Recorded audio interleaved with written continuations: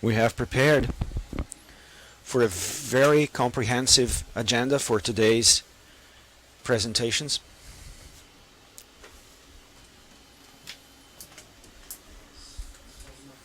We have collected the main doubts and uncertainties arising from the market in order to try to address most of them in today's presentation. And I'd like to thank very much everyone who has helped us to put together this agenda. We are always open to contributions, and along the day we're going to give you a form with the annual research with satisfaction research, because that helps us to improve increasingly in order to better serve you and better understand the market. One last advice: in order to collect the answers, we're going to use the Menti.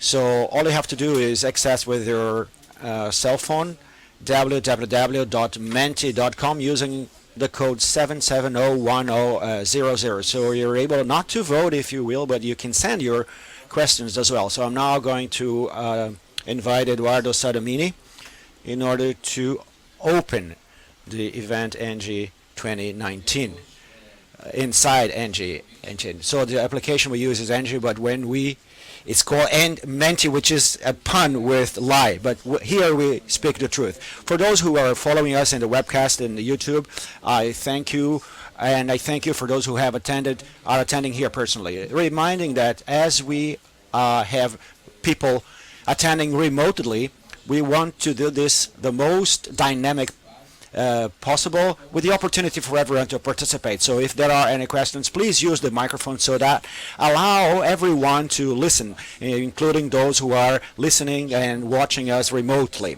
We reached the 14th edition of our event, and our focus is always explaining to you the positioning of EBE, and today we place ourselves as a key investor in the infrastructure investments in the infrastructures of the country. As you have seen rapidly in our agenda today, for those who are personally attending, we're also going to have a guided tour of the operation sector, which is the concretization of one of the D of our strategy: digitalization, decarbonization. So the center shows us that we already have three power plants operated centrally from here, as you will be able to see. We also have some very big power plants. We are negotiating with the national operating systems to operate remotely. We are going to add, and that brings a much more efficiency to our operation and a digital control of the resources with data analytics, which are very interesting for our operations.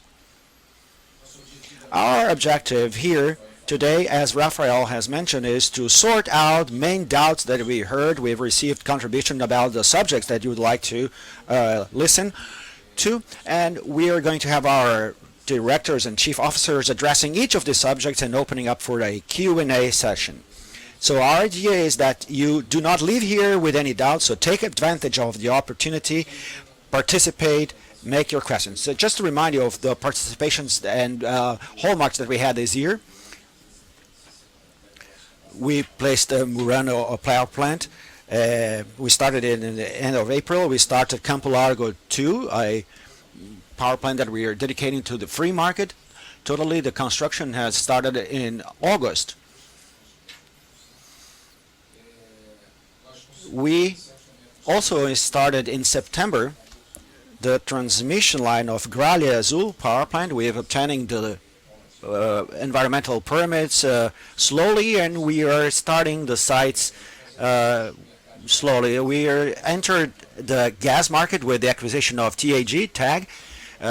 TAG, CEO is here today, is going to address that issue as well. And we have restructured our commercial area, and we are going to see here today the presentation on the go-to-market project. We understand that the opening of the market is going to bring a totally different dynamic to the market, and we have to be able to adapt from the very beginning, right now. As the first part of our program, we're going to have a panel in which I am going to ask our chief officers, and initially I'd like to introduce the financial officers that are not going to be part of the panel but are here. So we would like to introduce to you those who have just taken over the new offices. But we have Jose Leidner, a person that you are all familiar with. Please, Leidner, would like to introduce yourself? Good morning. I've been for the last 35 years in the company, 35 years in the directorship. I've been in the development, commercial agencies, and I work now with the operating power plants. Julio has also been in the directorship for a long time. Good morning, everyone. I'm Julio Cesar Lunardi, the administrative director. I have been for 33 years with the company. My history and origin is in the hydro power plant. I've been the manager of many hydro power plant and hydraulic generation. And for 5 years, I've been in the administrative office. I'm not going to introduce the people that are going to participate in the panel, and they are going to introduce themselves. Marcelo Marta, CFO, Marcos Keller, the investors relation, Guilherme, the business development, and Guilherme, commercial officers, and they are going to join me now and introduce themselves. Good morning, everyone. For those of you who do not know me, my name is Marcelo Malta. I've been appointed for this position of CFO recently in August this year. I've been in the company since 2005. I've come here as a manager, accounting manager. I have gone through the planning and controlling department. I am and I have been the financial manager of many of the controlled subsidiaries of our company, and now I'm here representing this important position as CFO. Gabriel Mann, I am the commercialization officer. I have been in the company for 18 years. I have started my career with Engie. I have entered as an intern in 2001 in the business development. I stayed in the business development area until 2009, and then in 2009 I was invited to take over the commercialization management. I stayed in this management until 2015 when I took over the challenge. In 2015, just to remind you, the group created the business unit here in Brazil, realigning the strategy, and I was invited then to be the commercial officer of the group in Brazil and take over new challenges, also taking over the innovation areas. And now with the new structure, I came back in the mid of 2018 to take over the commercialization department. Good morning, everyone. My name is Guilherme Jovide Ferrari. I've been in the company since 2007. I've started in the business development area, and I was there until 2013 when I became the manager. And then in 2015, I had an opportunity to participate in this event inside Engie, presenting also the perspective of the area. We even made a recap. I will recap that matter when I speak. And in 2019, I took another challenge, being a chief officer now that has now innovation and development areas put together. Is a great challenge, but we know that in here we have several skills, and we are able always to bring new opportunities to add more value to the company. Good morning, everyone. My name is Marcus Keller. I've been in the company for 15 years. I entered in 2004 in the regulatory area. I stayed for 11 years in this regulatory area, of which 6 years was as a regulation manager, and I was invited by Sadamina to inaugurate the trading department of the company. And then 2018 I've been here, and in October this year I was invited to come back to the regulation as a director of regulation. So I've in this department, besides the regulation, there is always a part of portfolio management and technology, the IT area. I think Keller now can hold the microphone, because I think you're going to make the presentation on the regulatory environment. So make yourself comfortable. I think we're able to sit here. It's okay.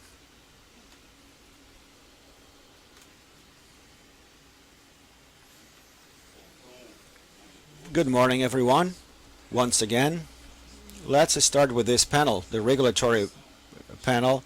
We're going to make a brief presentation, but send in the media constantly, actually daily, news on the reform and changes and the regulations that are being dealt in the Ministry of Energy and Congress. And the meaning of this presentation, the objective of it, is to give you a broad overview of how these initiatives are linked and how they communicate. And then after, in this panel, we are going to open a debate with you, actually, to establish a conversation. It all stemmed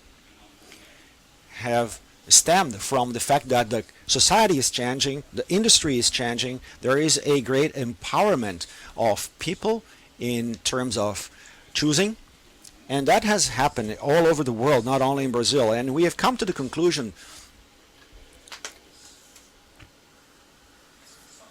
the responsible for the public policies have concluded that regulation has to be adjusted to this new reality of societies and life. And then it was concluded that these changes in the regulations are inevitable.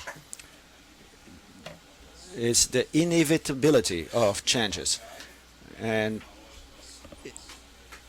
a lot based on our strategy here in Engie, which is digitalization, and that takes to empowerment and a better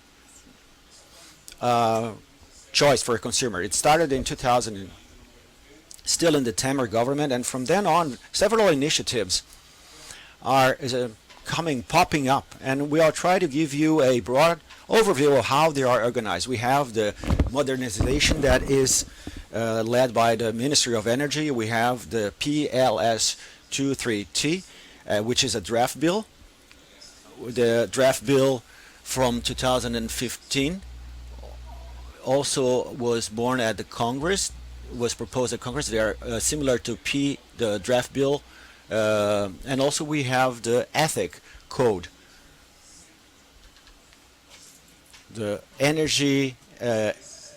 electric energy code. These four initiatives have in common these micro topics: the opening of the market, price formation, rationalization of subsidies and taxes, the respect to the existing contracts,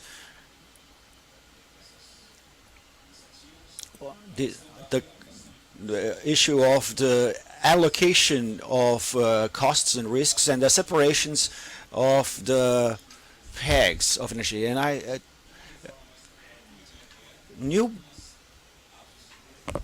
some desbureaucratization acts, and the draft bill 232, besides this common topic, they talk about the end of the quota system, is related to the risk cost and related to the costs of generations, which are themes that are similar to the draft bill 1917. The code is an attempt to organize all the legislation in the electric in a single document. It does not have by itself the initiative to alter the laws, but to organize, and the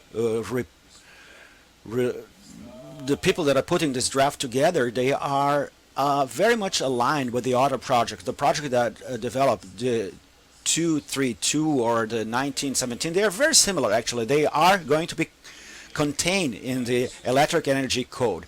Besides that, we have the 3975 draft bill, which talks about the historic, the non-hydrological risk, the ratification of this plan, and Brasduto, Brazilian pipeline, and more recently the draft bill 5829, which is restricted to the GD. See, this is the background, and just like to emphasize two things that permeate it all. The opening of the market. What do we have today? Let's clarify a little bit this matter. What do we have today? What do we have today is a ordinance 514 from 2018 that has reduced the eligibility, reduced the for 2000 and will reduce further. That is already established. This requisite is going to be reduced to 2 megawatts. And that is already in force. That's current. And also we have the initiative in the Ministry of Energy, which was a public consultation, the CP, that proposes to reduce these requisites, the prerequisites, still further in January 2021 to 1.4. And why does it stop there? Because that is the path that can be dealt as an infra-legal. So this can be done through a decree at the Energy and Mines Ministry. Oh, just for the debate, our opinion is that there is a great chance that this bill comes into effect soon. It's a very mature proposal at the Minister of Energy, and this is proposed that is being dealt with the laws, in the laws. We have the draft bill 19 represented by this blue line, and it follows the 1917, but it advances from the 500 kilowatts from January 2024, and then 26 final step in January 28. The draft bill 232 does not establish the temporal hallmarks, but schedules or deadlines. If this law was promoted in June as an exercise, it was promoted in June 2025, these would be the steps in the purple line. So you can see that the initial steps are not updated in regards to the other initiatives, and certain it anticipates just one step in 2020. So this is what we have in terms of market opening, just to organizing all initiatives. So in order not to have any doubts, this is a reality already. We had decided through this draft bills of the ministry that from January 2020, the operation of the ONS will follow the DSEN, our programming, and from 2020, schedule contabilization will be there, and then from 2021, the DSEN model, the hour price function is going to be used for liquidation and accounting. This is the background. I'm not going to delve into any subject. And now let's move on to a dynamic that everyone is anxious to hear. Well, our people, what we wanted in mind here, what we had in mind here is just to give you a brief overview. There are many draft bills and infra-legal initiatives, and we'd like to give you an opportunity to briefly show you and to give you an opportunity to ask questions and understand how this new legislation is proceeding and how this may impact our businesses. So I'd like now to pass the floor to you so that you could ask questions on the regulatory issues, market issues, so that we can move on to the next panels. Anyone would like to ask a question? I already have a question here, but please, Juliano. Hello, my dot is on the hour price issue. If the operation starts in January, I'd like to understand a bit the impact in the average price of whether there will be any problem in the operation. I'd like to understand a little bit more how the implementation of the hour price may impact your business model. Well, maybe we can have Keller talking about the PLD, the draft bill, and Keller talks about the impact in the market. Juliano, good morning. I'd like to start saying that along the year of 2019, we had a publication of some preliminary results because the model has been recalibrated along the year, and the ONS and CCR published some of results of this model, the tests of these models. But I'd like to clarify. Well, if you see these models, you will see that they are confused, that basically they do not change. It's basically the same as the one we have. So I'd just like to clarify that this is natural along the test phase. Along this year, the phases are going to be implemented, the functionalities are being implemented, and I think that are about, maybe I'm wrong, but over 30 versions along the year, certainly over 30 different versions, in such a way that the result published in the mid of the year does nothing to do with what is going to be published in the end. So the model has evolved a lot, and I'm saying this because there has been already some confusion, because I can see the publications and nothing changes. And now, going directly to your question, our opinion is that if the model is well calibrated, and we believe that it is being well calibrated, is going to better reflect the system. So it's going to be a period of very differentiated prices. It does not have the objective in terms of it is not going to have per se a alteration of the average price. What it's going to do is to adjust along the day. The price is going to be adjusted along the day, but the model by itself does not have intrinsically the capability of changing the price. Well, what we can have different prices along the day, which is in such a way more aligned with the new system. So that gives us a lot of risks and opportunities that we have to be prepared to deal with. Well, this is going to impact a lot on the competitivity issue. Our competitivity in the market, we have different kind of sources with different characteristics or generations, and their sources that are going to better modulate along the day are going to have a competitive advantage. So companies such as Engie, which has a very diversified hydro portfolio, is going to have a better competitive compared to other companies that have a portfolio only in wind or solar. The wind generation, we imagine that is going to be going to have a great impact. Solar, not so much, because it's going to be generating where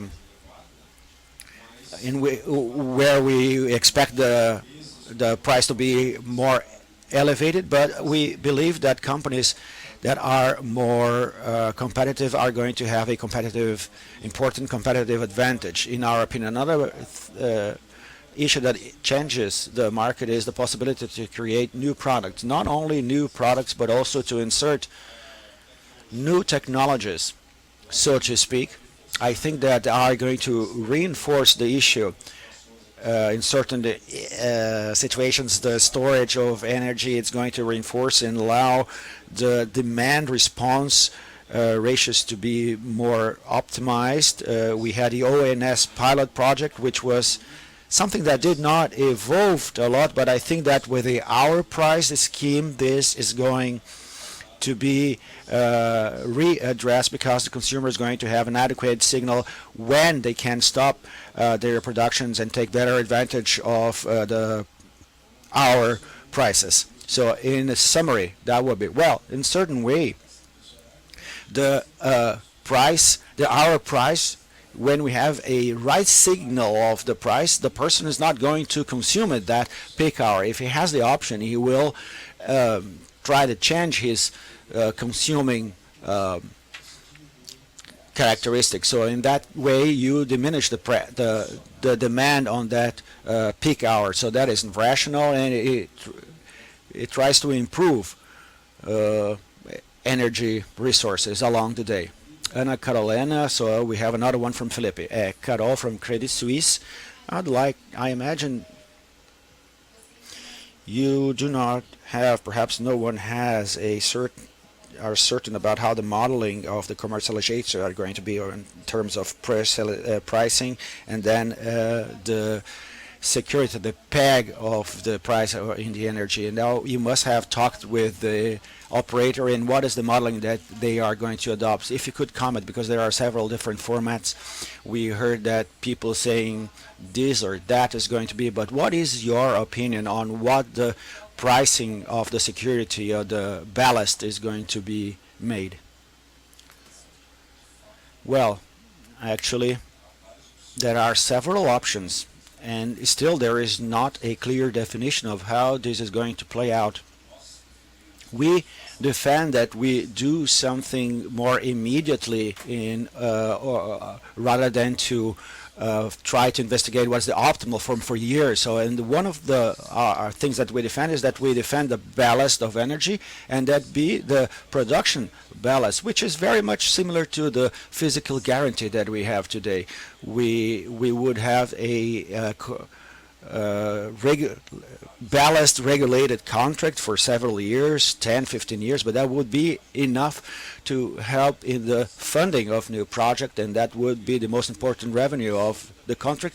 And we could also opt for auctions, new energy auctions for the ballast auction, and I think that this is a more reasonable option that should taken into effect. But there is a lot still. There's a lot of indefinition about this still.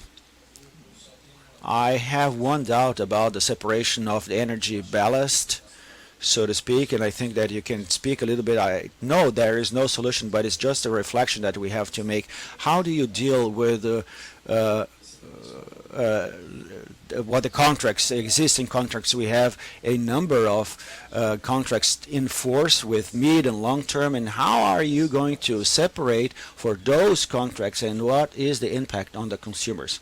Exactly. Well, that is also an open question. We have the first word that is repeated is respect to contracts. So contracts are going to be respected, volume, price, until the end of their terms. The opening of the market, those numbers I showed you, they follow the biggest steps of the that is going to mitigate the effect, but the problem exists, and there is no other way. It's going to be paid. The existing contracts are going to be paid by the current consumers, and by opening the market, somehow this cost that is not going to be left for just few consumers to pay, but is going to be divided by all consumers. So on one hand, we have the sellers of energy, a guarantee revenue, and then on the part of the consumers, this is going to be paid. It's not going to be paid by the captive market. It's also going to be paid by the free market. Just an additional point here, more from the market point of view. As this ballast is going to be guaranteeing the supply to consumers' energy, the consumers will have to contract basically in order to cover their exposed risk. So that's going to bring something new to the market, reinforcing the movement that we have already seen, which is that we're going to have increasingly more financial products in the market. I think that is also important to stress. Let me delve in this a little bit more. I believe that you all are familiar with this, but let me take a step back. What does it mean to separate the security of energy, the ballast of energy? It is for you to guarantee that the infrastructure is going to be there as the system needs. So it's energy guarantee. So when you do this, when a planner does that and guarantees that there is an available infrastructure, it doesn't matter if a decision is made centralized, how each will manage your energy risk. And what does that mean? The contracting of energy for those regulated, because they pay a fixed fee, so that has to be regulated, but they would regulate the energy in the best possible way. So that the CCE ends up, so it opens up a new world, because if they do not want to contract, if they want to pay spot prices, there's no problem, because somehow exposition to spot prices is no longer permitted, because you have to make sure that everyone has bought. So when you open this, you guarantee that the infrastructure is present, and the energy management is an individual matter. But how do you deal with the different quality of the security of the ballast? I may have be in a contract that is a traditional contract in which the energy and security, the ballast is from wind, but I can be in a contract with the security or the ballast being hydro. So how do you guarantee the security of this contract? See that you have the flexibility in the hydraulic, etc. For the past, we already contracted. We pay different prices for different technologies.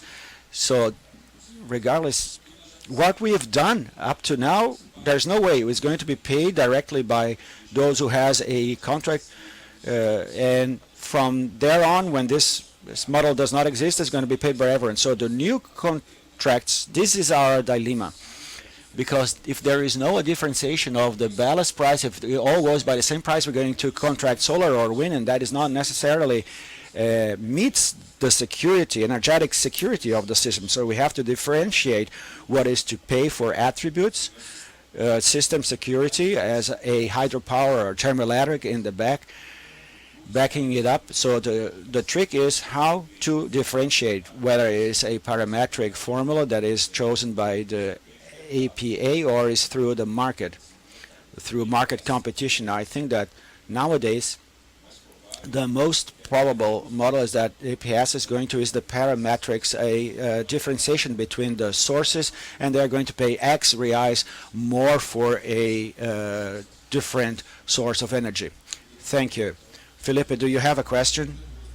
I have two questions, actually. I have one on each theme, the opening of the market and the hourly price. Let me first ask one and listen to the answer and then ask the other. So the hourly price, from the optics of demand, the load is seasonal along the year, and it makes sense to see that there should be a different price along the day.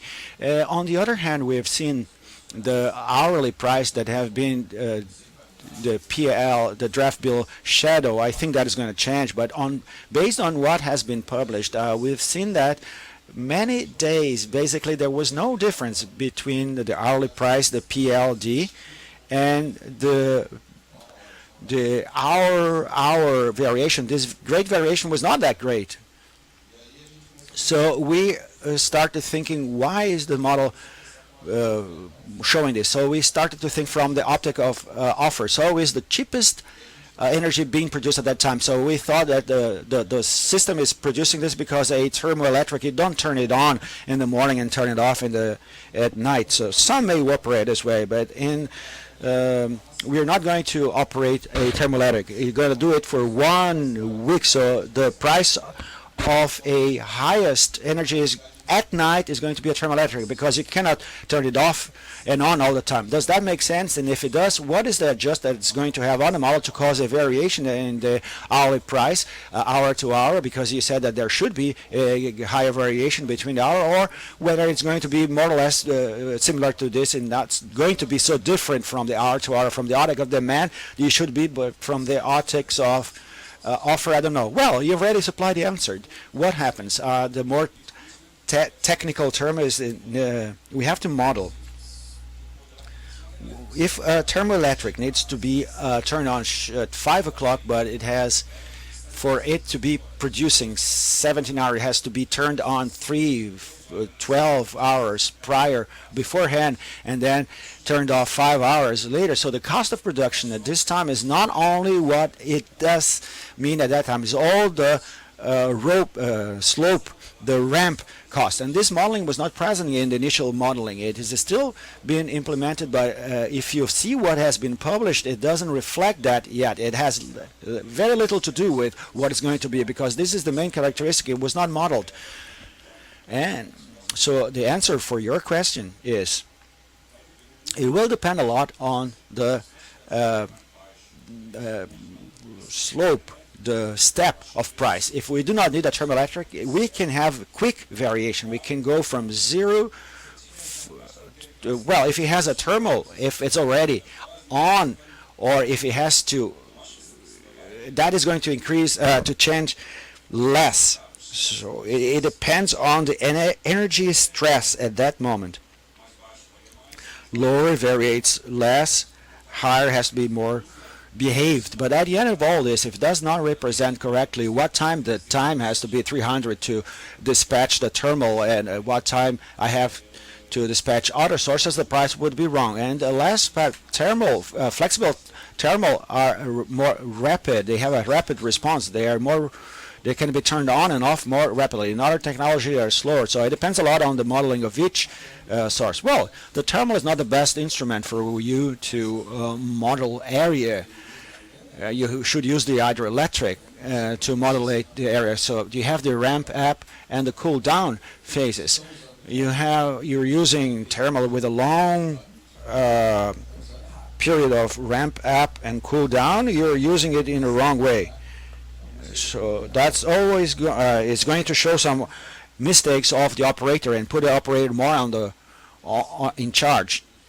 Second question on the opening of the market. I'm not sure whether you can code how much migration from the captive to free with this curve of the market that I've shown in the graphic, where this would be relatively connected to the ending of contracts of the distributors, because the distributors have had a over contracting problem, but some of them are still over contracted. And when you have an intense opening of the market, what is going to happen? Contracts are going to have a lot. The free market is a bit more attractive. There is an expansion, is much more, is cheaper in the free market, and the secondary price is generally a bit lower than the mean contracting price of the distributors. So just to give you an idea of how much this movement can be, and will that cause a problem in the distributors, and is that been part of the discussions? Felipe, I'm actually going to show in my presentation a projection that we did, because you have the opening and then you have like a potential market of migration, and this market in 2027, say, by the estimates that we have, it could be opening the high tension. It's a high tension segment, and it could get to something around, I don't know, 170,000 clients, just for you to have an idea. But we know from the past migration movements, when the free market was created, people don't migrate at the same time. So we have a projection, we have a forecast less aggressive in this potential, but maybe by 2027 we're going to have a third of this potential consumers migrated already. I'm going to show you a graph in my presentation, but in regards to this fusion with the contracts of the distributors, maybe Keller has a better figure, but I think that there is a unmatching. We're going to have over contracting in the distributors that must be addressed. There are some proposals, right, Keller? They're talking about a regulated commercializer or something, so within the distribution company, and then this commercialization part of the distribution would put this leftovers, let's say, of the regulated contract. So we have to address that problem in order to open the market well. But we believe, as a company, that the market must be open as soon as possible. We can't be just forecasting and doing things like that. We have to really address these problems. Regarding pricing, the market will be adjusted. If there is a market, it will be adjusted. Good morning, everybody. I'd like to understand who are you? I from Capital. How does MRE can impact the hourly price? The existence for the hydro plants. If are they going to be dispatched? I mean, you have interest in the market, and maybe you could dispatch the, the correct movements. Having the MRE, for all the hydro plants, do you gain together with the system, or somehow you could have some advantage, some specific advantage, the way you were working? You're talking about hourly prices, right? Okay, so the MRE keeps working the same way. in a collective way, it's the way it is. But globally speaking, yes, there will be a bigger valuing of the hydro plants, like they said, because they could be using the flexibility and they would generate. I mean, the resource will be more flexible to respond well to the pricing. So yeah, um, but this in a collective way for the MRE. Another discussion would be how, I mean, individually generating that is not in the discussion. It's still a law project by the PLS 232. So in the future, we could do some MRE reform, and we're still debating that. We're doing some sort of voluntary MRE, so it's a little bit out of question. Just for us to understand, so hydroelectrical plants will be dispatched, and then will be a bigger dispatch in a period when the demand is higher and the price will be higher too, and this volume, this amount of money will be put away, and then each company will get its percentage from the jar, let's say. In another moment, though, you could have a dispatch offer saying, well, I want to dispatch at that moment. And then there's another accounting, another thing, because how are you going to offer that if you have a centralized planning? So maybe you have a graphic accounting, who dispatched and who didn't, who has credit, who doesn't. So it's a little bit more complex. But I think at a first moment, they will do the way they do collectively without individual offers. And just to complement a little bit, another discussion that will be generated is when we diminish the price and then we see the consequences of the pricing in the operations. It's more evident that the hydros will have a good service, which is a flexibility service, and this is a service along the panels. We're going to be back to this subject, but the biggest penetration of renewable resources, which are good for Brazil, more competitive, better for our country, are only possible because, yes, there is a flexibility in the system for this to happen, because the system, at each moment, it has to be balanced, it has to be adjusted. Of course, the wind, um, how do we close this equation with the hydro generation? So, and this is made. So this brings to discussion the discussion that we've been actually doing.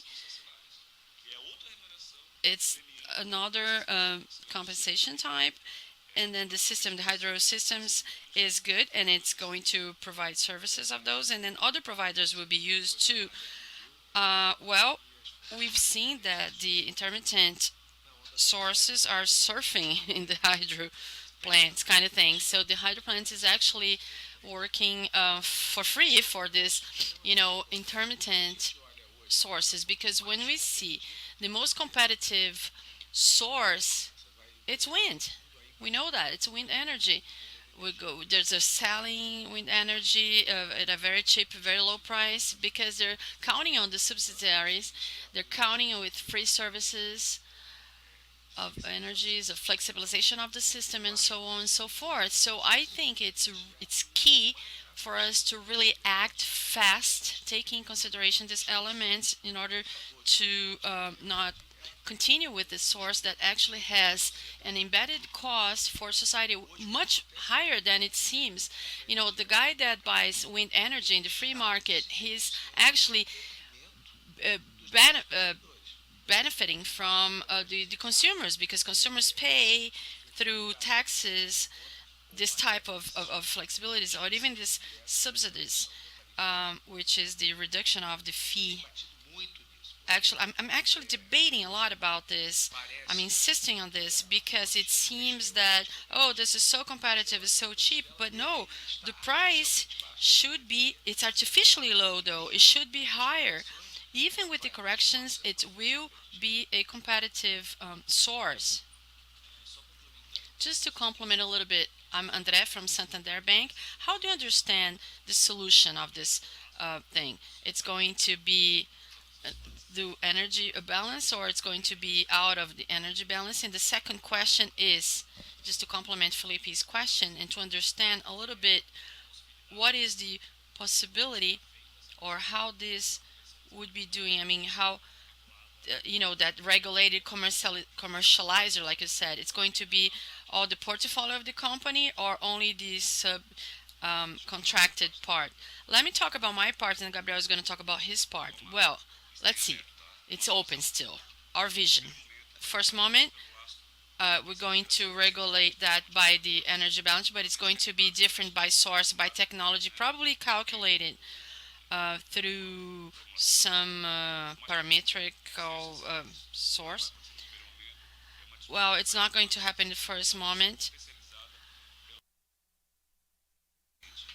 Well, it's more evident for this for the services. Well, the commercializer though, it's still very uncertain. We don't know how it's going to happen, but what we imagine is when we separate the activity, you're going to have there's a mix of purchases at a medium price, and that's going to be recovered in the through the fee. And this is going. There is a problem with as the market is open of having a extra energy and opening more market, and then the exceeding energy would be even bigger. So it would be good to put this remaining energy, and we believe that this would come for the commercializer with the price coming from the mix. There's it doesn't make sense for us to have, oh, let's put this contract to the regulator and this to the commercializer, because to put that in the market, what I mean by that is to create that interface with the free market. And so all these things are still, we're still thinking about it, uh, but that's the way we believe. I think that would be a good solution for this subcontracting because of all the contracts that there are, but we don't know yet how it's going to be done. But of course, we keep that in mind. It's because it's very, very important. The free market is something really important. We have to be very attentive, very aware. It's nothing like super different than what happens. The first moment, it's going to be some excess during the migration. The government will demand that, and then these regulated commercializers will probably make auctions because they have to be certain about the price. The price should be fair. Auctions of energy sales to the market, and then if there are losses, that somehow will be part of the fee that will be charged by the captive. Or maybe the government will analyze a way to it's going to be some sort of something to be charged in order, because the distributor is there to make services of fee and not to make or lose money with energy. I mean, just for you to understand what's fee and what's energy and what's the risk of the activity of the distributor, because that's the distributor only. It should be just the distributor. I don't know if you agree with me. Do we have any extra questions? Any other questions? If we don't have any questions, let's move on to the next step of the program. Rafael, is that you? So thank you for the directors that were here in this panel, and they're going to come back for their individual presentations. And now, Rafael, the floor is yours. Not for too long. Actually, let me call Gabriel because it's Gabriel's turn now. The floor is yours.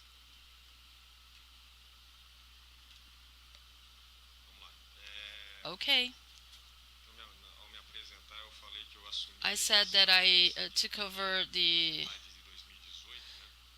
I became the energy commercialization officer in the middle of 2018. The biggest challenge for me was to rethink the structure and the way to act in the commercial area to be ready for the market future and the future that we just mentioned.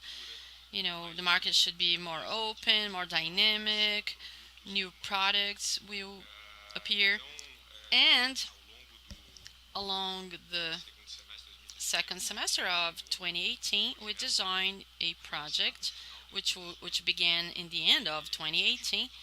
We're calling it Go to Market Project, where we created a corporate project validating the phases in order to prepare for the future.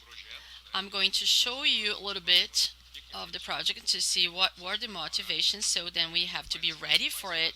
What are the main project phases, and all the changes that we did in the structure of the commercial area. And also, we're going to be talking about the transformation, the transformation, more sales channels. I call it digital transformation, so that's going to be that topic. The first thing is motivation. Basically, what we see here is the history of growth in terms of number of customers of the free market. In the we see even the conventional market, it's being we have a mild growth, the last 10 years. In the other segment, in the incentivized segment, it's very, very high. You see the volume of energy here, it's smaller than the conventional, obviously, because of the share of clients that consume that, but the growth is very expressive, as you can see, and this was reflected in our um, clients too. I'm going to show you in the next slide, but what really motivated us was, and in the way we have to act in the future, is a perspective for growth, as we mentioned in the previous panel. In the history that we see here, can I point here? We have the two markets, and in the first moment, it's not even an opening yet. It's some sort of elimination of the market niche of the incentivated, and the effective opening started when I opened the market lower than half mega, and then I put it together because this niche with the biggest market opening would decrease. There wouldn't be any free consumer market. It would be a single thing. And then the projection that I mentioned that when I answered that question, just to remind you, as I commented, the potential of migration is much higher. I would say 3 times bigger. That's the number for 2027. But we see an exponential growth already, and it makes us think, oh, wow, I can operate, I can sell the same way today. When I have 600 customers, we have 600 groups in our portfolio of clients, and then when I start having thousands of clients, of consumers, and then the answer is still no, and I have to understand how I can adapt to that. And here we see where the growth is with this market opening. What will be the type of consumer? What is the size, or how this market will grow?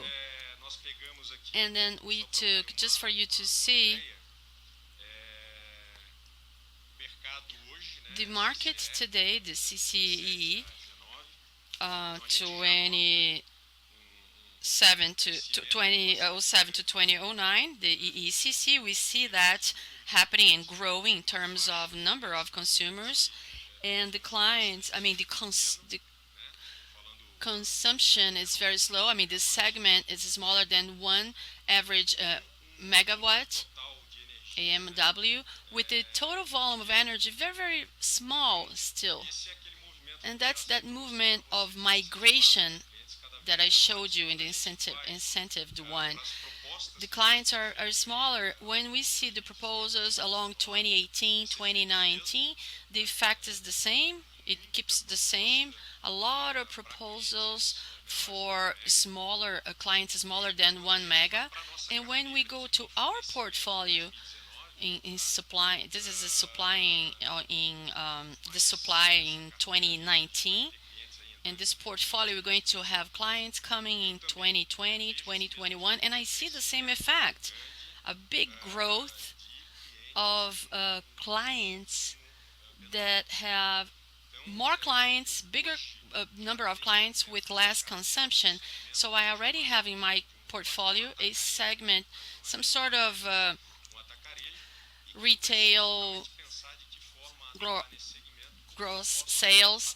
I cannot act the same way as I do with big clients that have 50, 30, 40, 50 megawatts. So this is the big variation of my project, of our project. We don't, it's not a problem, but we already have this differentiation in terms of consumers. As I showed you in the previous slide, it tends to grow because it's linked to the opening of market. We're trying to reach clients with less consumption. So then we designed this project, Go to Market, that's the name of it, with different phases. It has a governance already. We have a committee which is defined already to validate each deliverable of each phase of the project, and it started in the end of 2018. The first phase of this project was to actually validate the strategy, the commercial strategy, and we started answering the questions that we had. Something like, does that make sense? I mean, to reach smaller customers, is it good? Is it valuable? Will it bring benefits to us? So all this this work was done in that phase one, and then we concluded that yes, it's good. I need to adjust to act in that market, but because the customer is migrating from the captive to the free one, we understand that this is where the market will grow, and if it's where the market will grow, I have to be present there, and that's where I can add biggest margin because the customer is coming from the captive market in which we have a high fees scenario still. In the second phase, we worked on segmentation, the segmentation of our portfolio, our client portfolio, and there's a good message here. As we designed the project in order to think about the future in this segment of smaller customers, the project brought benefits to our commercial activity as a whole, especially in big clients. The first benefit is the segmentation anyway, because they didn't have segmentation. We defined a segmentation in 4 levels, but I could actually summarize these levels in two, which is the corporate and the company, less than 1 mega and over 1 mega and above 1 mega. And with this characteristic, how this will grow. This small client, the small consumer will grow, and then necessarily I have to have some sort of a low touch with it.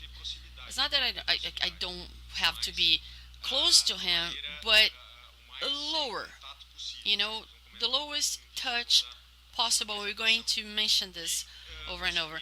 And then in consumers, in bigger consumers, let's say, we have to be closer to them. So the high touch, high contact, to be more present, to visit them. But I cannot grow the structure in the small one.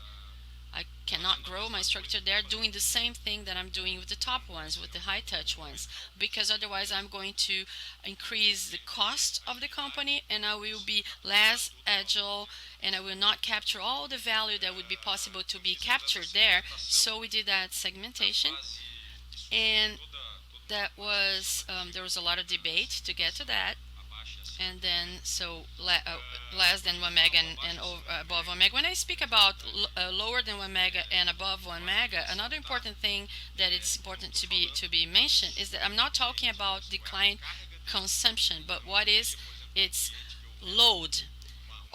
Maybe I can Nestle, for example, I can sell 1 mega to Nestle, and then its load is very high. You know, Nestle's load is very high. It's be treated as a top client probably, but for a client, let's say that has a load of only 1 mega, of course we have to see all the information, all the available information for EECC, and we came to the conclusion, of course, in our portfolio, and we came to the conclusion that the best segmentation was this one. On the third phase of the project, we started to analyzing what we call it the 8 P's of the market. And we try to see all the part of the product in this segment, how I do the pricing for this segment because it's going to be migrating most of it, what way I position myself in this segment, what processes I have to review in order to be more agile to operate in this segment. And this is phase 3, a little bit just an amplified version of it, and then we move on to phase 4, which is started, I would say, along the other phases. It does not have an exact hallmark date, but from the third quarter of 2019, we have entered definitely in this phase. Some things were implemented before, but we implemented everything that we have decided and discussed in the previous phases, which I'm going to show you in the next slides. One of the first modifications that we have implemented along the project was in the structure of the commercial area itself. This one was our previous structure. We have here under the commercial area 3 areas: the trading area, which was created in 2018, as Keller has mentioned, an area for the contract administration, energy contract administration, managing all the, along with the invoicing, etc., and a front area for the commercialization itself. But within this area, we had different kind of activities, not only the front itself, but also parts of relationship with the clients, market intelligence, marketing area, planning, commercial planning, not only sales. So we've understood with this work that we should evolve to this structure presented here. So we have created a new activity and intelligence, a market intelligence, a pre-sale, so to speak, to the extent that this segment for the smaller clients is going to migrate. We have to know where these clients are. In which way I'm able to reach them, what are their demands so that they can design my products. And then we've decided that we had to create an area for market intelligence, reinforce this activity. So we have reinforced the team, and this area has more attributes. So besides the commercial planning, it is an area to think of new products, to work and continue to work, because it was previous in the commercial area, the marketing area. So they have to think of new channels for this smaller consumers, all the intelligence, market intelligence, data analytics. We have a lot of data that is generated internally and from the market, and we do not tap this for a better commercial management. So we have reinforced this area with this objective. The commercialization area itself is now focused on sales, the front area, and then the energy contract administration area is still managing the contracts, and in the this area, which until then would only do the relationships with the commercialization chamber, we are now bringing all the contract administration area and relations with the customers, which was within the commercialization area, to this new administration area, creating a single back office. So a little bit of my back office was in the front in the past, so we are reorganized and better structuring it. And we are also bringing a bias of this based on the success of the client, so it's client success driven. And the trading area, we are just reinforcing with adding up some new activities. there is just one thing that I just remember here, which is important to stress that in the front we have also implemented a modification here that was very important, which is the creation of tables to service that clients that we have observed. So we have specific teams to deal with smaller and bigger clients. And then the other great transformation that this project has brought about in different aspects is the digital transformation issue. As I said, the retail, we have to be more low touch with the client, but without being next close, without leaving the proximity to the client. So that is very much aligned with a strategy the of the group with the 3D. So we have sort of create a proximity with the client. So this transformation, this digital transformation, has happened in several fronts, so to speak, that we are working on this project in its implementation phase, and these are the first deliverables, some of them still in the pilot phase, but with a roadmap already ready and laying ahead. And the first implementation that we made in along 2019 was the CRM. We adopted the Salesforce, so there is a lot of integration with the group's CRM, so that we can manage all the commercialization area of the company. We will do all the proposals through the Salesforce CRM. I have specific slides here for the CRM, and then I have all the business intelligence area, bringing tools for business intelligence, bringing it to the business, creating what we call a data lake with all the information that I have mentioned that we have from the market, our internal data, generating useful information, strategic information for the commercial area. That is very strong, and I think is very much in line with what Satamini mentioned. The company is digitalizing itself increasingly, and you will have the opportunity to see our operations central. So that is not true only for the operational area, not only in the commercial area, but in all areas of the company. This digitalization process is going on and is very much strong as it is. Another tool to create proximity with the client is the relationship portal, in which the client is going to access and have all the information on its contract, and on top of that is going to be the communication channel with our team in our systems. And I'm going to give you an example here.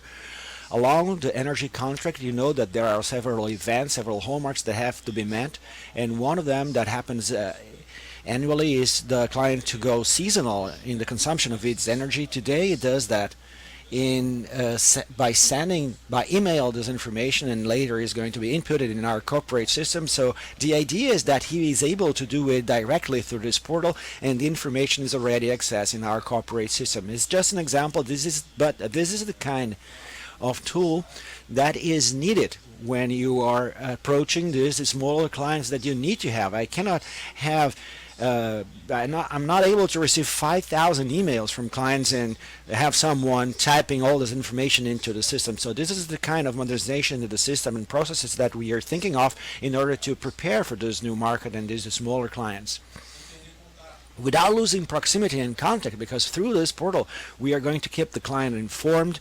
We're going to keep the client aware of what is going on in the market, in the sector, in his own segment. So there are a lot of functionalities that we can implement here and transform this in a effective communication channel with the client. We're also designing a marketplace. This is a pilot project. We intend to put it in place at the end of December, in which we will, in the first moment, is going to be available only for the actual clients in our portfolio, and later the idea is to open for new clients. But the initial idea of this pilot is to commercialize, to trade through this marketplace the close of the month energy. So sometimes clients have a need for a certain volume of energy, and there is a lot of a set of people that are going to be accessed in order to be able to deliver that proposal. And the idea here is that it can have a product in which it can enter this marketplace, have a look what is going on in terms of prices, etc., and be able to buy directly. So this is just a pilot. The idea is to extend this for future products, because we believe that the energy market is going to be very much similar to the telecommunication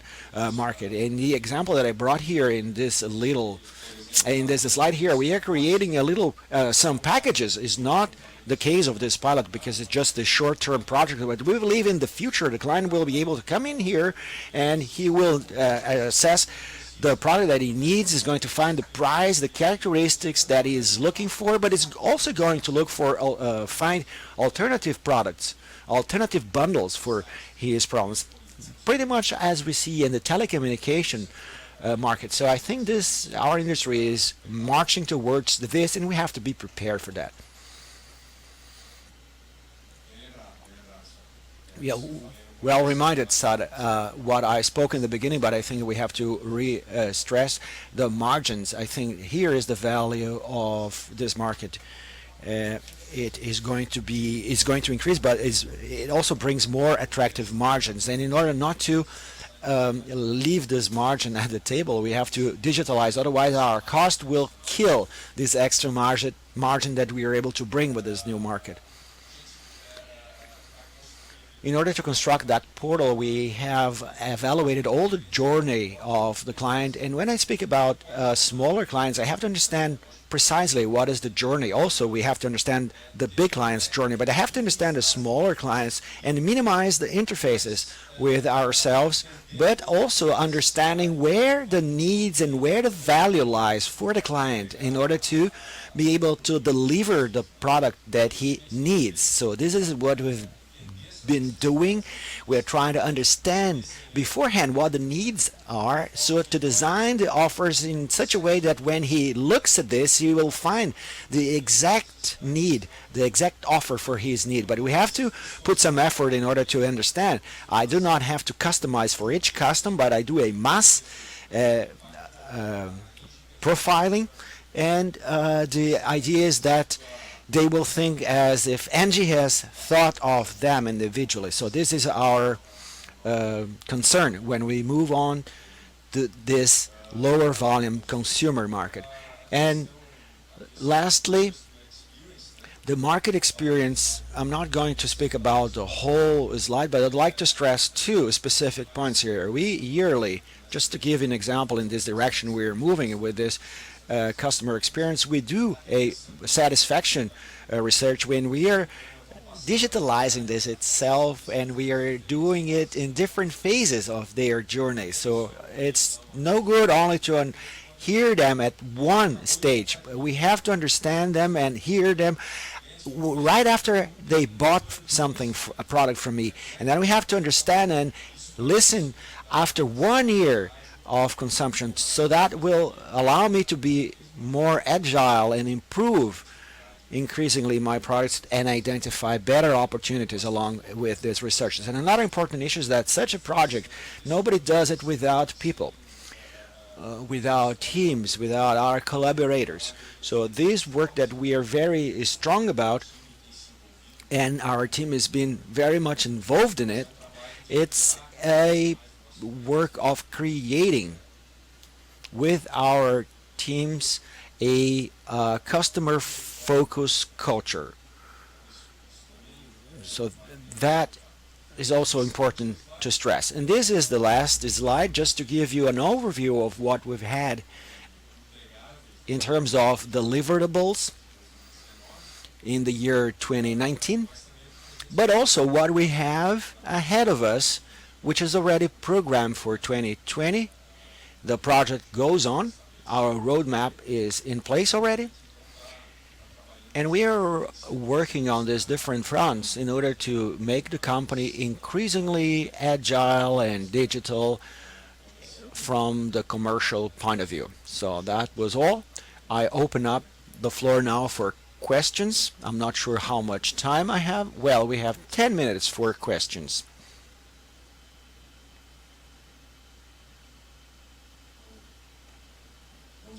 Good morning. Vladimir Pinto from Kiro Capital. The model that you have shown from the energy marketplace today, it's only been used for acquisition or also for sale. Well, our idea is for sale, and we are putting this first pilot in place with our existing customers. Engie is selling. So the first pilot that we have doing for test purposes is getting a more basic product, a simple project. So this is an end of the month product, as we call it, and we're going to test it with it.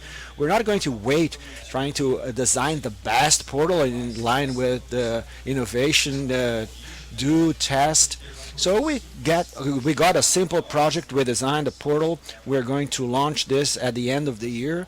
It's not operational as now, but through it the client is able to access, and he will find a price for the energy to end of the month, and he will have all the process digitalized. He can also digitally sign a short-term contract, and we are going to test this journey of the customer, and then from there on we're going to study how we can add new products to the portal.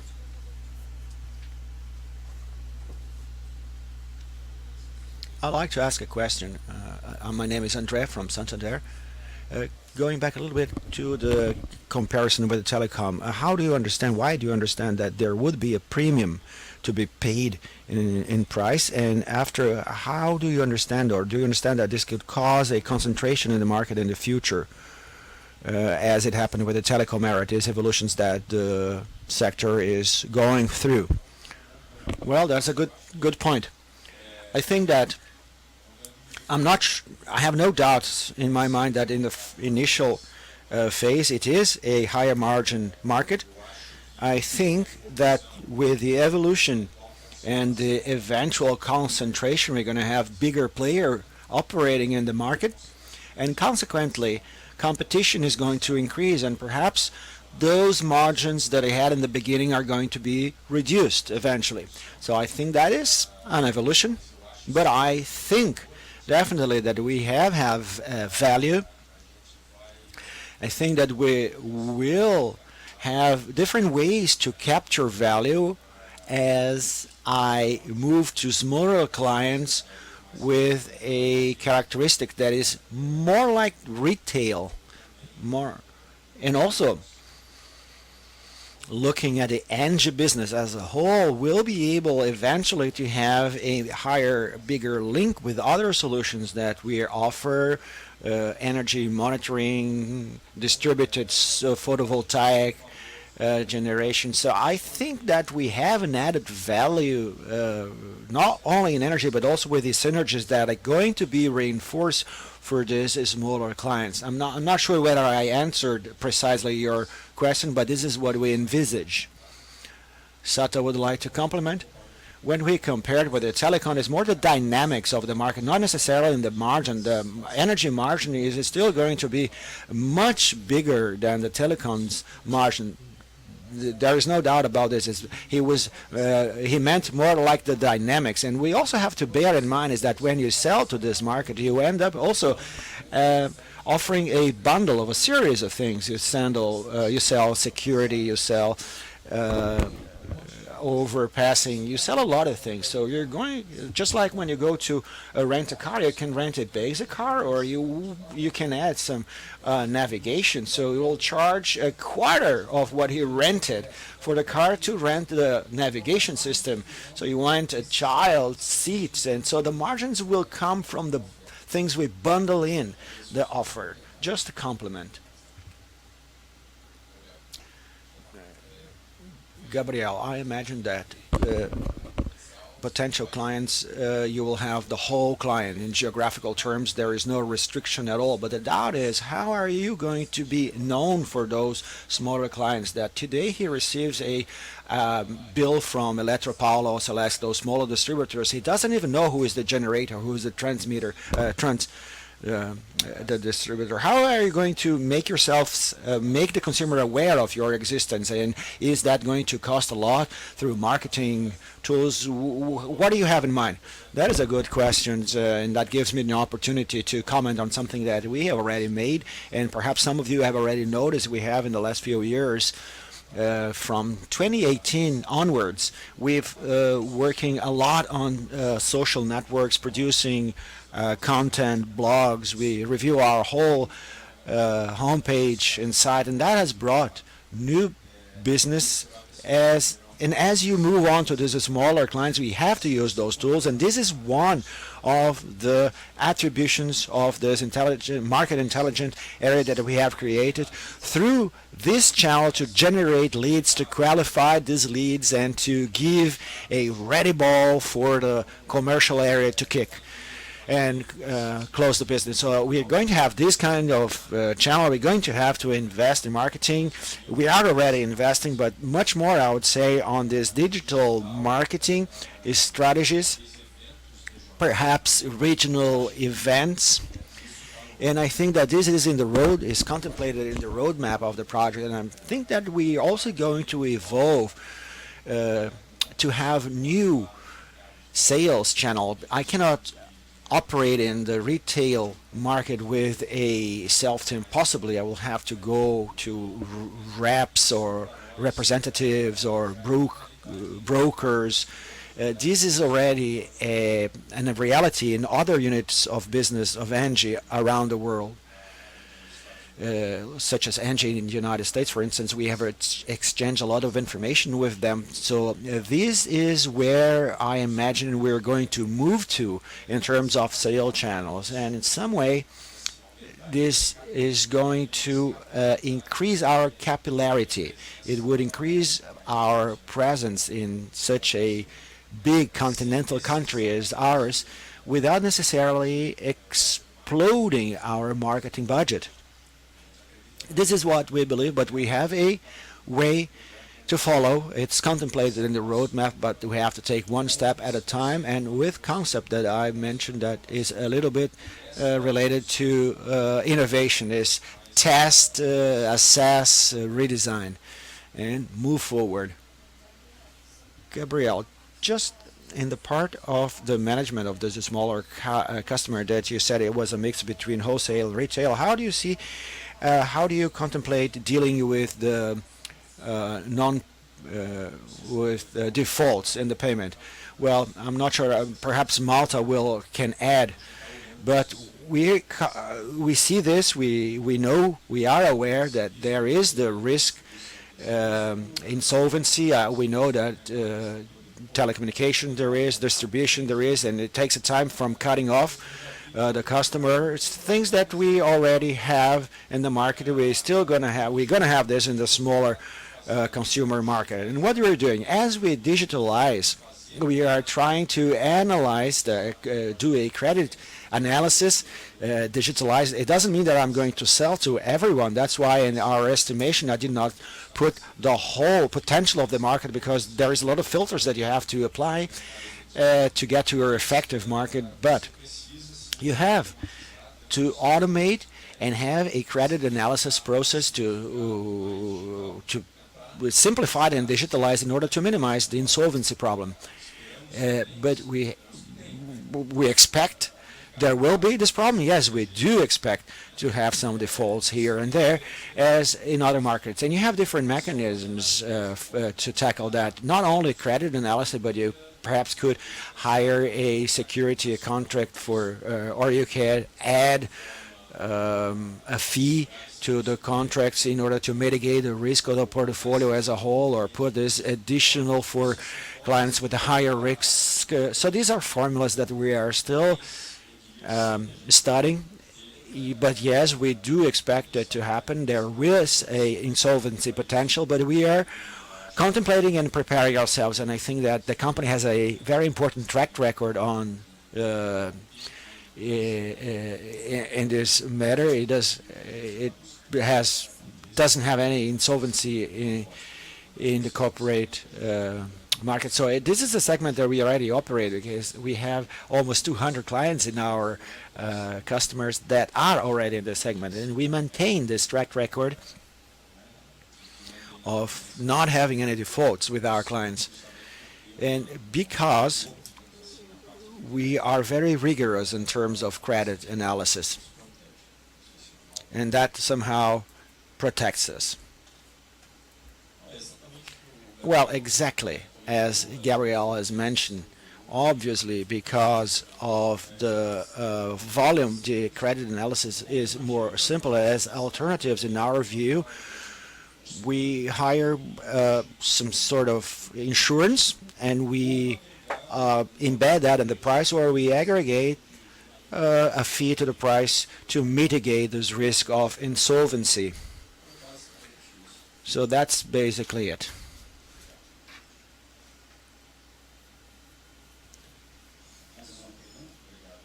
Any other questions? So we're going to wrap it up. Thank you, Gabriel. I thank you for your questions, and I now invite Guilherme Ferrari.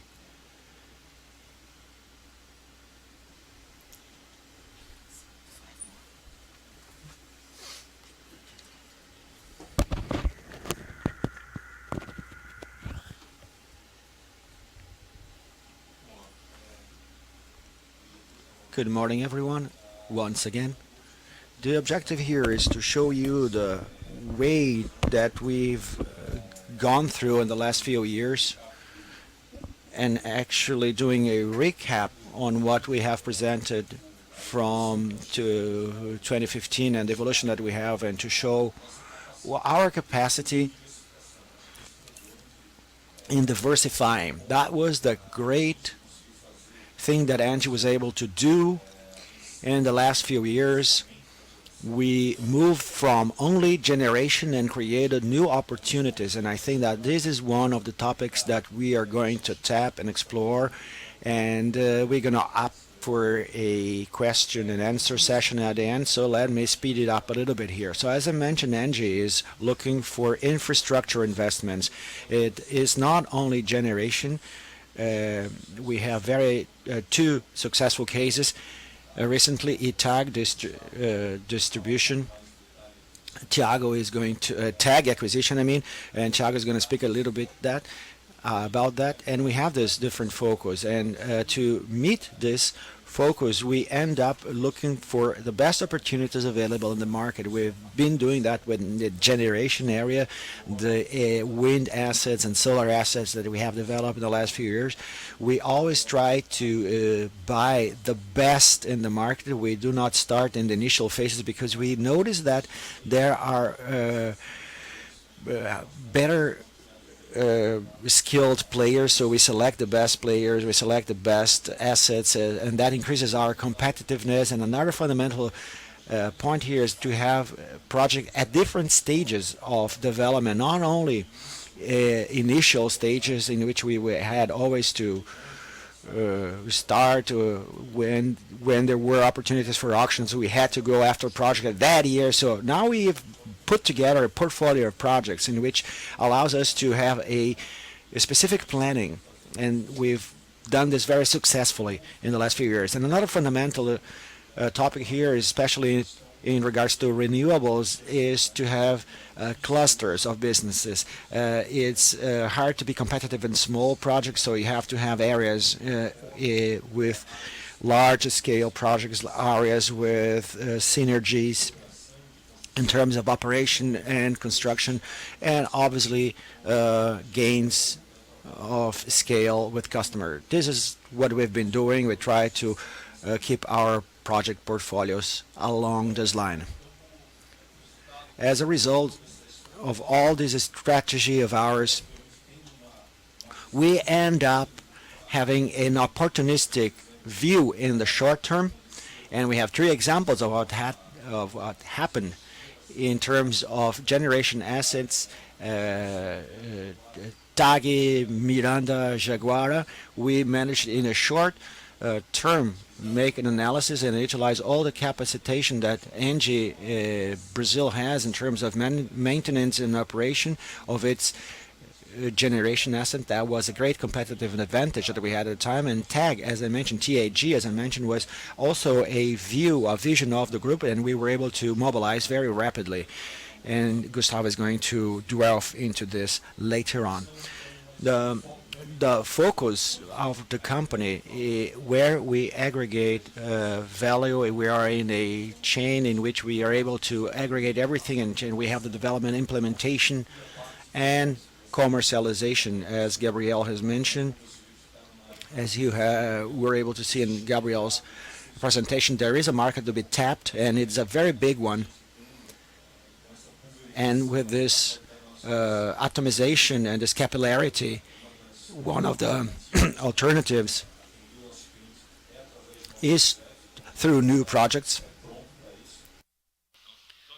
So here we have all the projects that we've been developing in the last years, where we show our capacity of organic growth. I think that this is good to see, a good analysis in how we can adapt well to situations.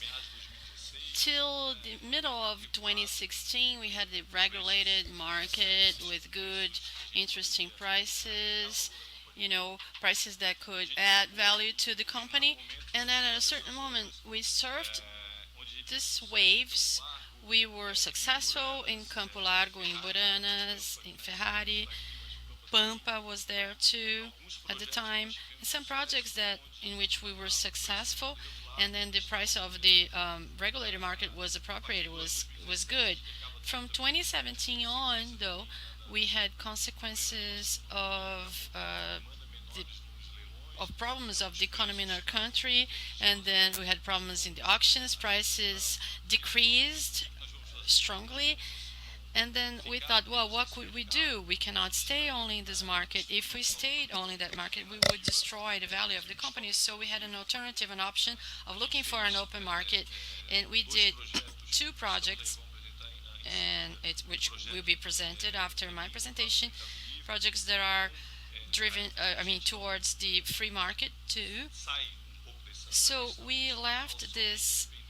We were not depending only on the regulated market, and then we migrated to the free market. And I think that to the free market, this is Satamini mentioned this as far as the renewable sources. The renewable sources are really competitive nowadays, so there's no need in continuing these subsidize in the alternative sources. We had funds in a very good attractive fees at BNB, and then we judged that, and then it can bring some sort of distortion of the prices of the market, and then we shouldn't continue practicing that. And then in the end here, we looked for the diversification. So the alternatives that were created along the last years made us leave. We left the regulated market, we moved to the free market, and then not only that, we had we followed other steady recipes, in transmission, and then these are actually our good results, our big results of this new strategy, and showing our capacity or our agility of seeing the opportunities and bringing our company to these new businesses.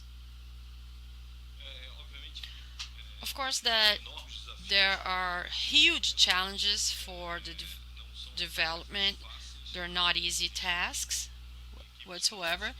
There is a multidisciplinary team working on these projects, but I listed some of our main challenges. Of course, that we have some problems in Brazil, that when developing projects of especially in renewable in the northeast, there are problems of landing and everything. Of course, that the transmission is a process. It's a very important process when we're implementing that, and we have to have resources in measuring the resources. There's an engineering working on that, analyzing wind data, sun data, solar data, and so on. So in the environment, also the environment agencies, there is an evolution going on. Some things are happening, things are more clear now, and we can have good interaction with those uh, entities and making things more agile and faster. So this is key for us. And then for the regulatory projects, I think that's there are, of course, there are improvements to be made, but there's always a good will of the regulatory agencies and other entities in order for these projects to happen, to be put into practice. And then we're always trying to adapt to the market. So looking for alternatives, so together with the clients, to customers, looking for alternatives for Engie Brazil as well. Everything together, as Gabriel mentioned before, this is all key for us, and it's because of the ability of Engie Brazil's team. This is a multidisciplinary project. So many areas of the company are working together, especially, of course, the development department takes care of the whole thing, but we wouldn't be successful if the other areas wouldn't be involved in this project. So, in the development phases, there's a participation of the whole team. I mean, the whole company works together, making everybody feels as they own the project. So everybody is engaged with quality, and everybody brings information. The people of implementation, if they see some problem,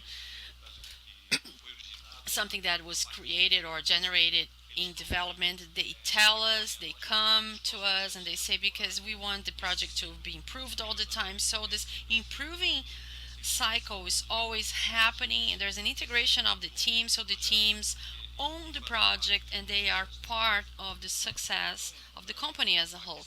So here we see in all the areas of the company that participated on this, I mean, all the teams are there. So we have the regulatory team, development team, engineering team, legal team, implementations, all these people, all these teams add value, making the project to be resilient, make the project to be strong, and it brings results to our company. So we make the everything happen.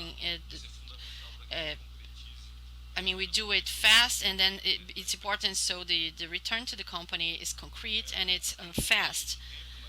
Here we see our recent history.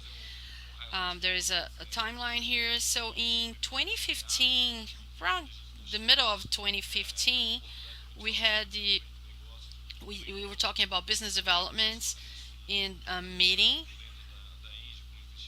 It was something that we did in the middle of 2015. We met with the investors, and we were doing Campo Largo. We presented things about Campo Largo. We talked about Pampa and the opportunity about Pampa participating on the auction. And we were really focused at that time in generation only, and the volume that we could put in practice that year was much higher than we ever thought for that moment, and we expect that to keep happening, because we know the competition is higher and higher, and then the returns, as you can see, I mean, you do analysis of investments and everything, and we know that the fees are hard, and here we try to do the much the best we can in synergies. We try to add more value to the company, and along these past years, the company not only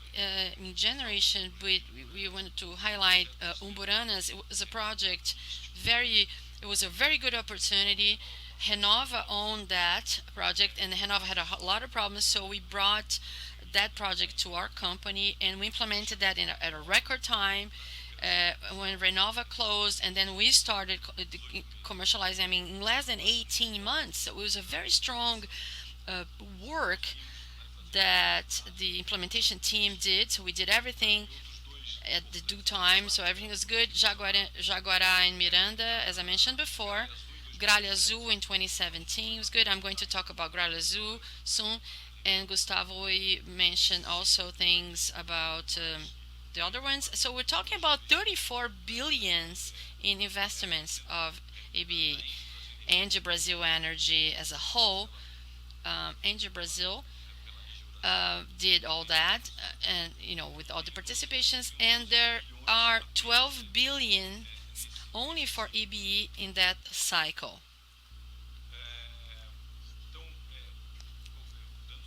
Just reinforcing some topics. Our financing discipline is key.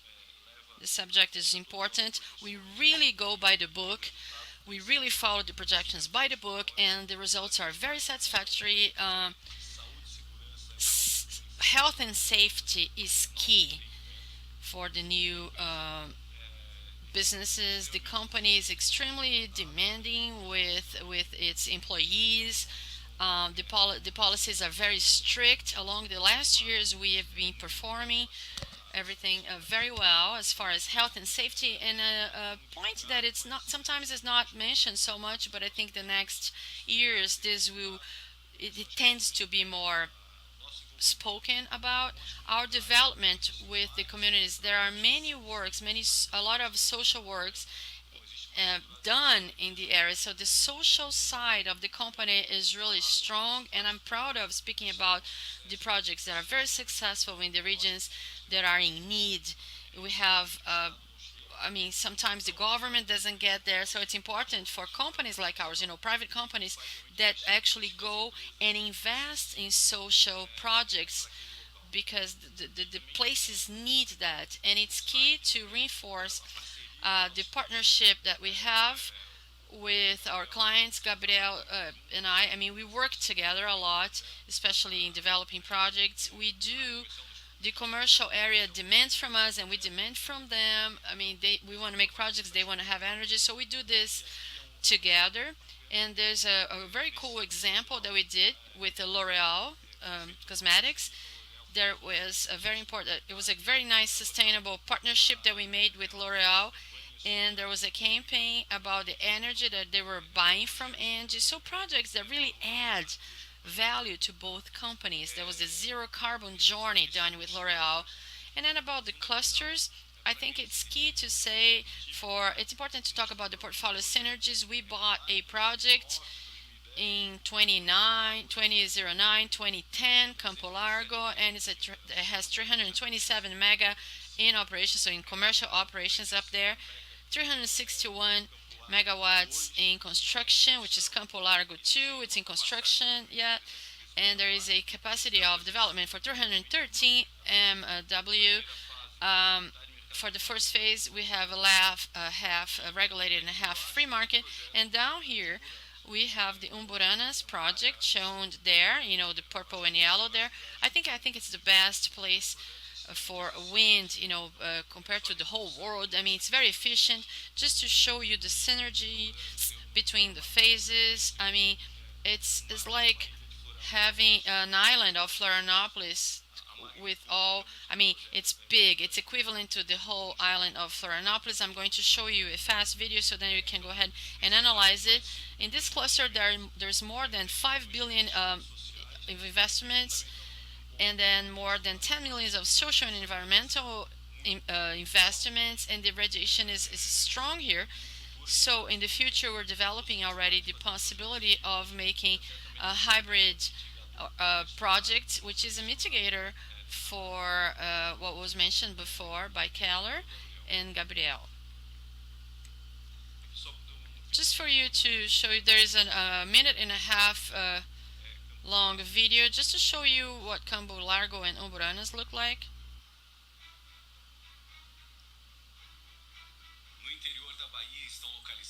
In the rural area of Bahia, we have the wind complexes called Umburanas and Campo Largo in the state of Bahia with 360 megawatts capacity and 326.7 megawatts respectively.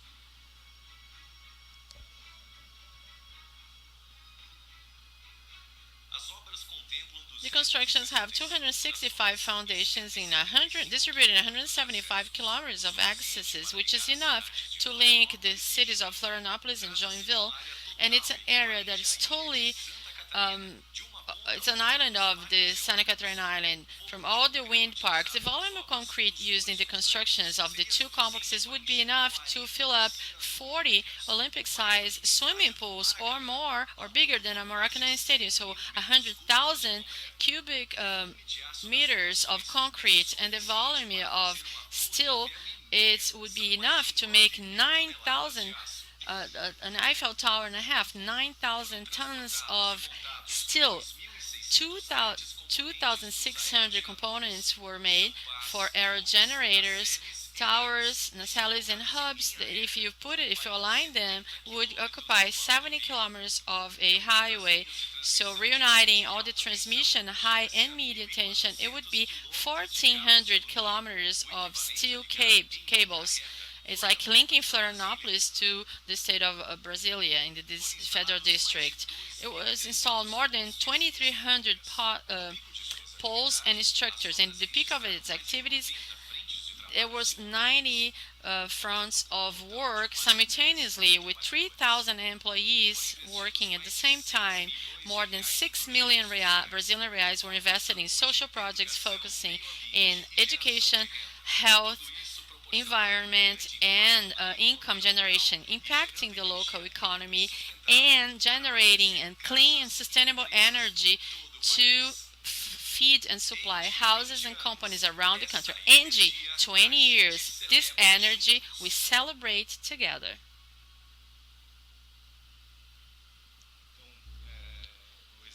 So the example of our implementation ability, this is a new challenge that we have.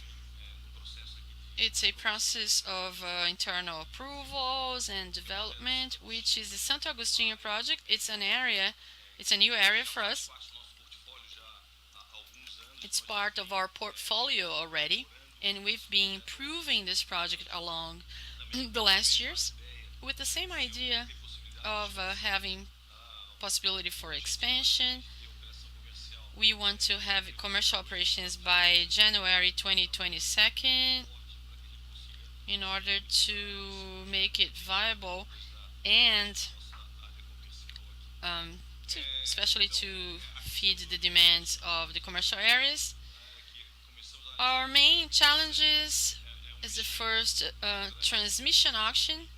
The Gralha Azul project is a success already. We had a lot of environmental licenses already, more than 62%. So it's a project that it's bringing obviously a lot of work for the teams, but we have been developing and implementing things in a very high speed, and we've been successful. About the opportunities for transmissions, so since 2016 the project started being more attractive, as you see, as you've been following, and there are a big number of players searching for transmission, for the transmission projects, and in the end, at the end of the day, the competitiveness increases with the lower fees, and I think the opportunities are still to be good for the next years. They're still attractive for the companies. We've been participating a lot since, I said, since 2017 when we entered this sector. It's not easy. There's a lot of competition, but in the next auction we're analyzing. There are smaller things. We're still analyzing the project, and obviously we're always aware of new opportunities for acquisitions, for M&A, and looking for projects that are still before implementation phase, so then we can add more value. Another thing of success is that we Jaguara and Miranda, we were successful in 2017 too. Just a little bit because I want to have more time for questions, so let me speed up a little bit. ASU is another solar project that we did. It's being implemented already. The solar project is a new technology. all the investors are still learning. There's still a learning curve to be um, to be filled, but it will be part of our expansion portfolio next years. And then, last but not least, just to show you how we're not only the strategy and innovation, but we're doing innovation is a we give a lot of importance to innovation, honestly, because Zucarato is here and he's our innovation manager. And since he entered in the last years, we've been changing the profile of innovation a little bit, not only being some regulatory obligation, but we need to really work with research and development. We have to enter in projects that can add value to the company, that can be benefic to the company or benign. And this is our new motivator. We're looking for this. We have innovation, internal innovation programs to foster that in our company, uh, make that good for our collaborators, for our employees. And this project started a few years ago and it's being remade. We have 100 new ideas analyzed this year. Some are already in time for be implemented. So we're looking for this fostering because it's a first step for us to bring new projects, new opportunities for the company to long term, medium to long term. Here we have some examples of practical projects, practical examples that actually became products and that we are interested in.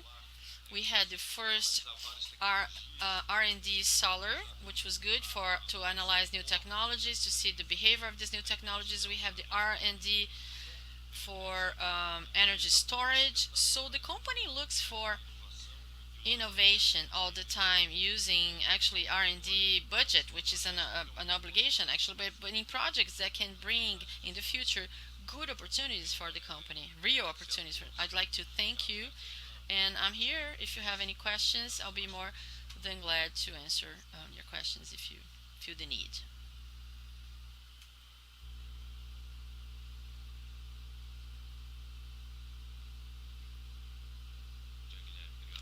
Good morning, Guilherme. Thank you. My name is Guilherme Gustavo from Itaú. I'd like to ask you about the wind portfolio that you have because you spoke a little bit about your wind clients.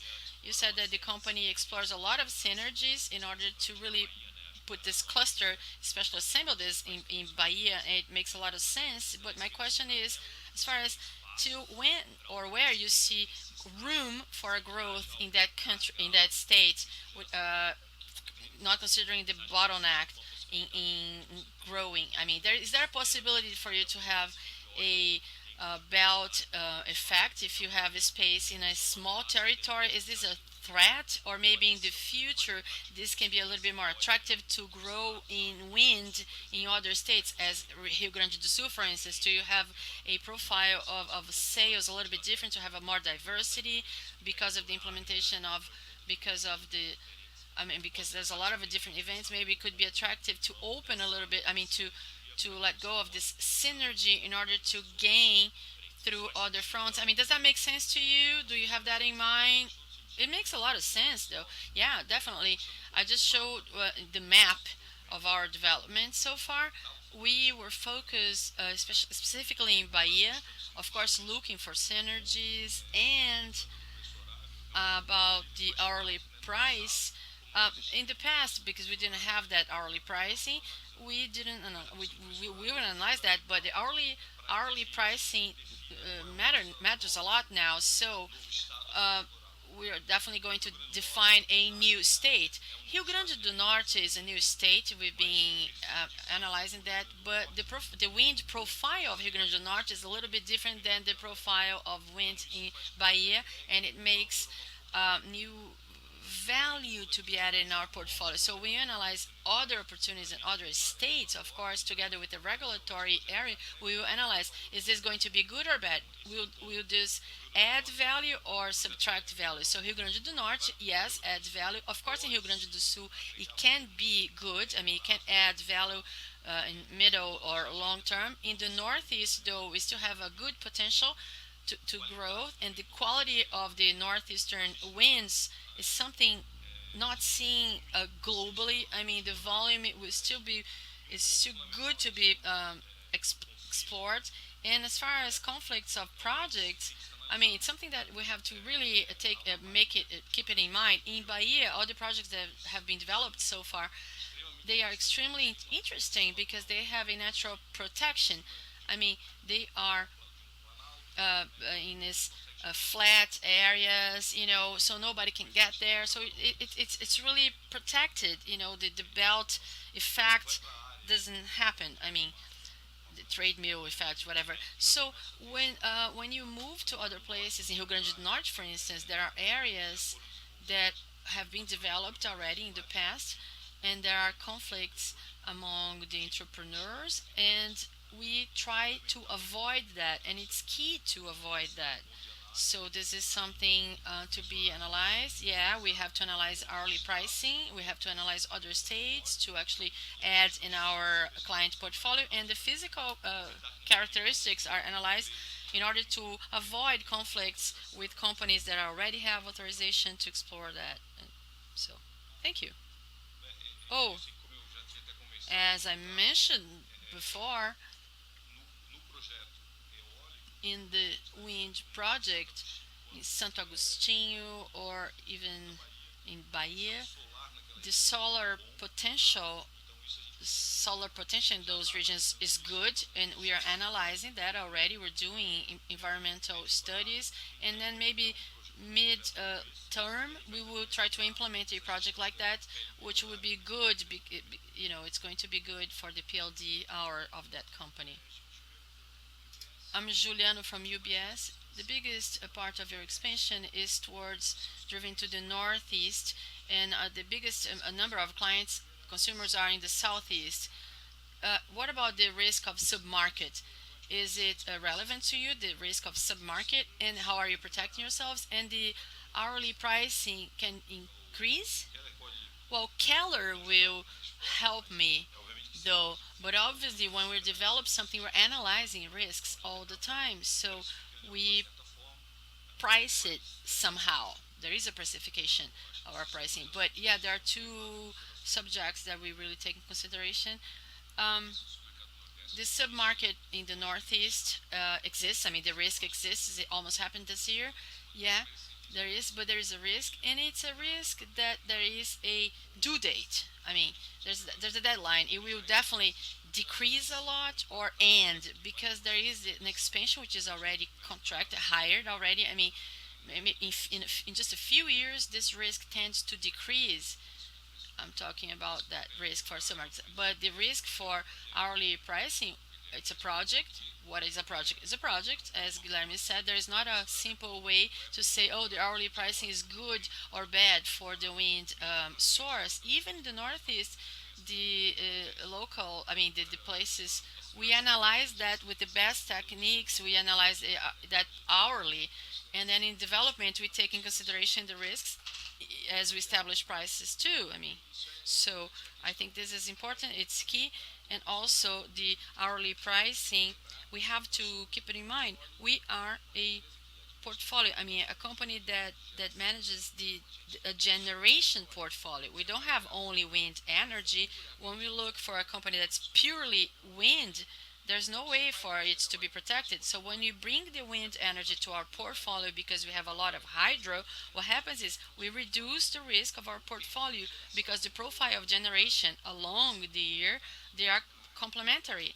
There is a period, there is a wet period in the beginning of the years when you have more water, so the hydro produces more, and then the wind. We have a period in the northeast in which the winds are stronger in the second part of the year, so they're complementary. I think that the to bring more wind energy to our portfolio for Engie Brazil Energy, it will actually decrease our risk, which is a risk for a project, which is an individual risk for the project. It doesn't mean that it's going to be a risk for the whole project. I'd like to talk about this. I'd like to understand more details. This thermal in in that we started that project in 2012 2013. was a project that in the beginning we didn't think about the connection of places. We didn't know how to connect the places, and as the market evolved, Gola looked for us and they asked about the possibility of putting that project as an anchor in that terminal that they're developing. So they are separated projects. The Thermica is, thermal is something that we're still analyzing. Thermal energy, it's still in, we have to do the decarbonization process. But natural gas, yes, is part of our movement of energetic transmission. The regulated market is very competitive right now. We It's just to take a look in the prices of the last auctions. I mean, the prices are low. So yeah, our portfolio is there, but there is thermal is in our portfolio, but we don't know when yet. And what about the negotiation of the natural gas? It would be with Golas or with another group? Well, the group left the negotiation of natural gas. It's not part anymore of that, but in trading of gas, natural gas in the past, but today they don't have it anymore. So obviously, the owner of the thermal plant tends to negotiate this gas. Of course, the Golar has an interest too in this southern region, but because of the physical restrictions, it would be a little hard. So the entrance of gas in that region of the north of Santa Catarina is very good. It's very good. Injects natural gas without new investment. One more question in regards to the term of contracting for free clients. These projects that you have made viable with these clients, what is the term that are set in the contracts, and whether this the time frame, if it's not too long, how do you deal with the pricing issue at the end of the contract? Well, we have several different kinds of clients, and there are different profiles for contracting. There is short term, mid-term, long term. So at the end today, when we start a project, we already have a contracted project for the 5 6 years horizon. There are smaller mid-term, but the average time is 5 years.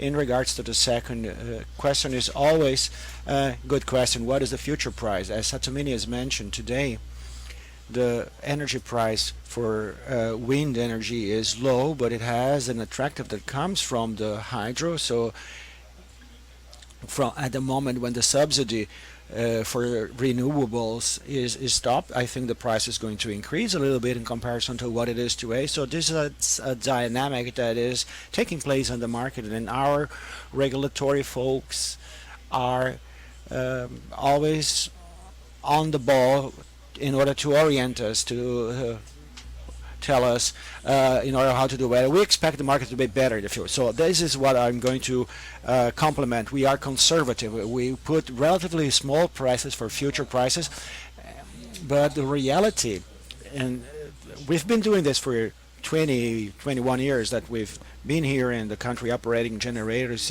installing new capacities, and we see that always the price is not does not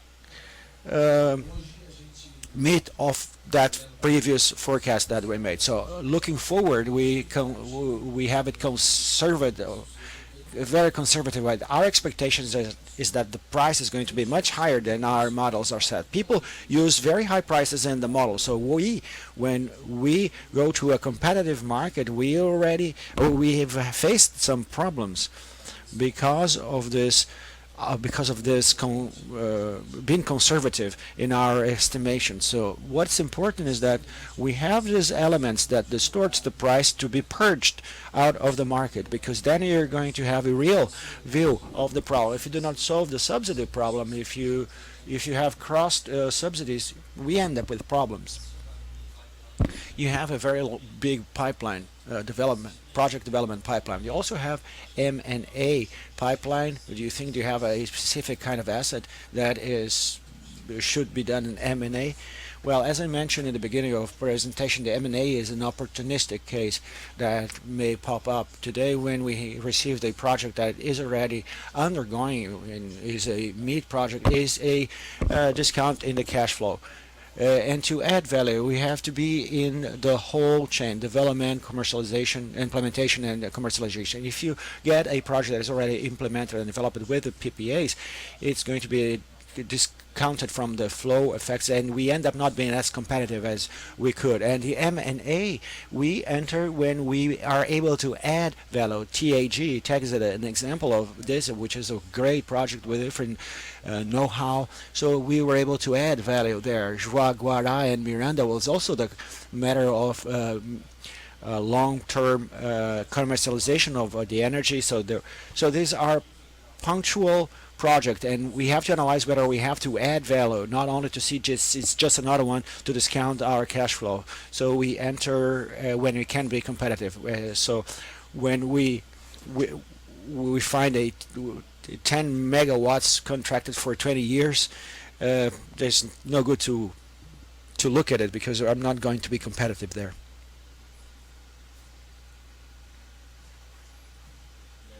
Guilherme, if you'll allow me, just one more quick question here. If you could give us a quick outlook in terms of wind generators, how are you positioned in regards to the main generators? What are each one offering in terms of the scope? Today, clearly, it's a seller's market. Today in Brazil, we have very few suppliers. We are talking about GE, Siemens, Gamesa, and Investa. Obviously, there are smaller suppliers, but with smaller capacities, there is WEG coming into the market, but it's still a long way to go. We have a R&D with them for a wind turbine. Well, today it's rather a commodity. The suppliers, they already have their bundle, full scope, how many years, what are the guarantees you want. So you have a relatively small bargain power. And there's also the American market, in which is waiting a lot. In Brazil, we see difficulty in meeting the years 22, 23, specifically about the propellers, because we're exporting to the States. So that brings additional difficulties to our market. But it's a complicated market. Manufacturers, as we had some years of economy recession, they ended up not expanding, so their production capabilities, output was reduced. So it's difficult to anticipate delivery time. So it's not an easy market with wind generators.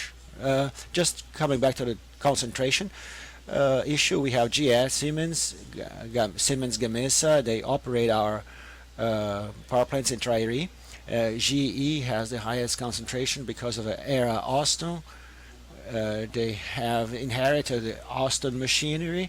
So we have de facto machines, and we have the Muranas project with such machines, and Bloco we have invested. So this is our profile in terms of suppliers.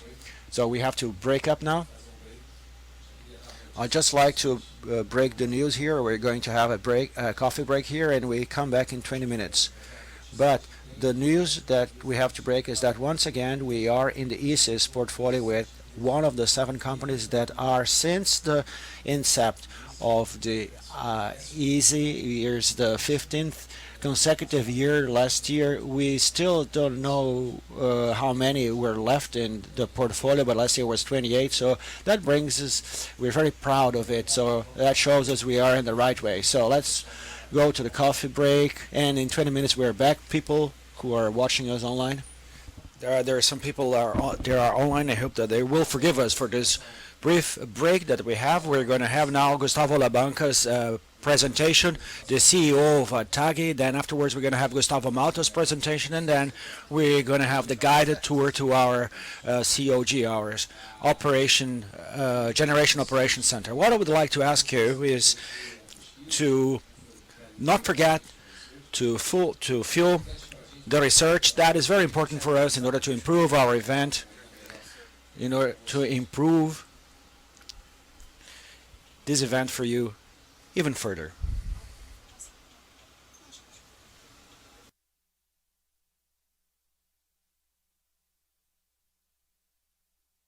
I'm going to pass the floor now to Gustavo as we wait for all of the attendees to come back to their seats.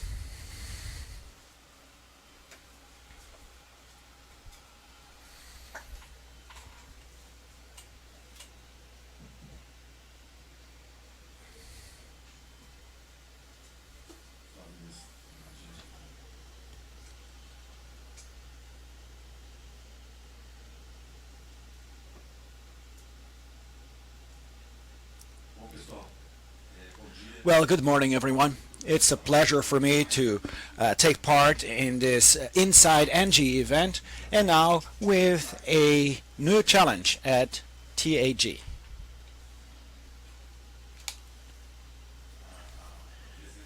This presentation is divided into big blocks. In the first block, I'm going to be speaking about TAG as a company, as an asset itself, and in the second block, since we're here inside Engie, Brazil Energia, which is speaking about a leader company in the energy generation, the focus in integration between gas and electric energy sectors. I intend to leave a very long space for the Q&A session, because we've already noticed that there's a lot of doubts going on in regards to this subject, and I can assure you that I also have, and we will try to share that with you. Obviously, I would like to have a very open session in which we're going to have lots of questions, because that is going to help us. Even those that I am not, that I cannot answer, we'll take it, we'll note them, we'll take them to the company and get it back to you, because this is something right on you, and I'm sure that every contribution is going to be worth. The first question that we are left with is, what are the merits of acquisition of the TAG, of TAG? And the message that we want to bring you is that there is a total alignment with Engie strategy, be it the global strategy, be it the Brazilian strategy. And that represents for us the diversification of the portfolio, the entrance in the infrastructure area with more predictable revenues, and with a complement to the portfolio that we have of our existing assets. Brazil is a priority country to the group, so we increase our geographic presence as well. And thinking in the longer term desire that we have for the group understands that gas is the transition fuel, but it also thinks for in terms of zero carbon, and we're talking about biogas, green gas, biomethane, and a series of alternatives that are already being studied, and in the future we expect will be able to be transported within our infrastructure and through our pipelines. As far as the operation is concerned, it's already operating assets without any risks involved in the construction, with all the infills risks. Of course, we have other challenges in such size, but we already have an existing and operating asset. It's important to mention that of all the experience, all the Engie experience in the area of gas, the group is very strong in transportation, distribution, and storage of natural gas in Europe and as well as in Mexico, and we are going to be using all of this expertise at TAG and here in Brazil. As far as the financial area is concerned, this is a business that has a predictable revenue. It's a regulated business, similar to the transmission lines. We have the RAP, it's the maximum revenue, always regulated by the agents, by the government. Always stable, and the partnership, the investor, the long-term investor, a Canadian investor who had made the big infrastructure investment in Brazil, counting on this strategic presence of Engie in Brazil.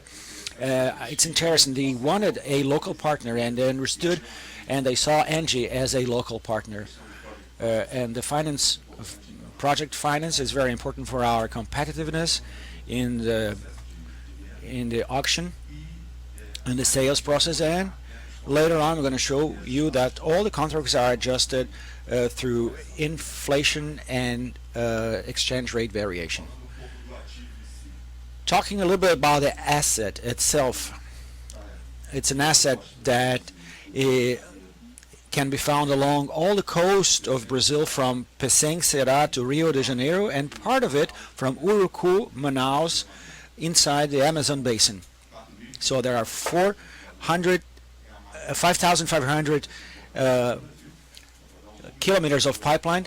Brazil has 9,000 kilometers of pipelines, transportation pipelines, and Engie through RGP gas operates in France 32,000 kilometers of pipelines. So you see the potential that we have for expansion in this network of pipelines in the country. Also, I'd like to stress that certain some connection points, the pipelines goes through 10 states, about 180 municipalities, and it has an interconnection points at 10 gas distributors, 91 delivery points in total, delivering to fertilizers, plants, thermals, and 12 entry points, including 2 LNG terminals, which is Pecém and Bahia.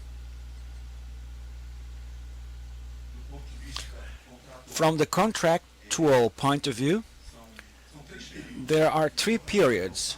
Just to make the point here, the first period, which is a mid-term, which is 12 years, which is bilateral contracts with Petrobras. All the installed capacity is contracted with Petrobras. The first contract that is maturing is the Nordeste, Malha do Nordeste. It matures in 2025. After this period, in a mid-period of 12 years, it enters in the tariff revision period, which is happening with TAG, the first transporting agent that has a expiring contract, which is for Gasball, and it is under public audience that was suspended by the corporate business agent. And what does it mean, this tariff revision? It's a regulated business. The regulator is going to look into the market, is going to see our base, will define a regulatory base, and we're going to have a new tariff from this cycle. And the third period is when we have our permits expiring, and most of them expire from 2040, 2039, and when we have this indemnization for the value of this net asset, what has not been amortized yet, and the reversion to the country. That is all under construction. There is the draft bill for gas that has been already approved by the Mines and Energy Ministry. It's at the Congress already, and it's may be voted soon under urgency rules, and it's going to modify a little bit what I am explaining here, and this is what we are following closely. I'd like to talk a little bit about the O&M activities. A&M, the Transpetro, which is a subsidiary of Petrobras, it's responsible for the OEM of TAG up to 3 years until 2022, and Engie is going to take over all this operation in and bringing all this experience that we have in the teams from Mexico, France, from the Tractable Engineering department that has a lot of experience in these pipelines. We're going to bring improvements to this operation, some innovations, and this is going to allow us to have a reduction in terms of costs. The middle part in terms of staff, this is an estimation, of course, that we have in our business plan in terms of number of people that we should have in order to operate, but this is an ongoing process. We are reevaluating all possible alternatives. In regards to the shareholding structure, it's important to mention one of the great hallmarks of our acquisition was the reverse incorporation, because of the debt in order to buy the asset was within the alliance Transportadora de Gás, which was the vehicle for transporting, which the consortium formed by Engie, 50% Engie SA and CDPQ, have acquired 90% of TAG. Petrobras remained with 10%. With reverse merger, and that was a request of the lenders, that was incorporated in the cash flow of TAG, and they asked us to transfer this debt inside the asset, so they guarantee it's GTI's counting on TAG, and with that we ended up with a structure such as 58% Engie, half through Engie Energia, 31% CDPQ, and Petrobras is still holding 10%.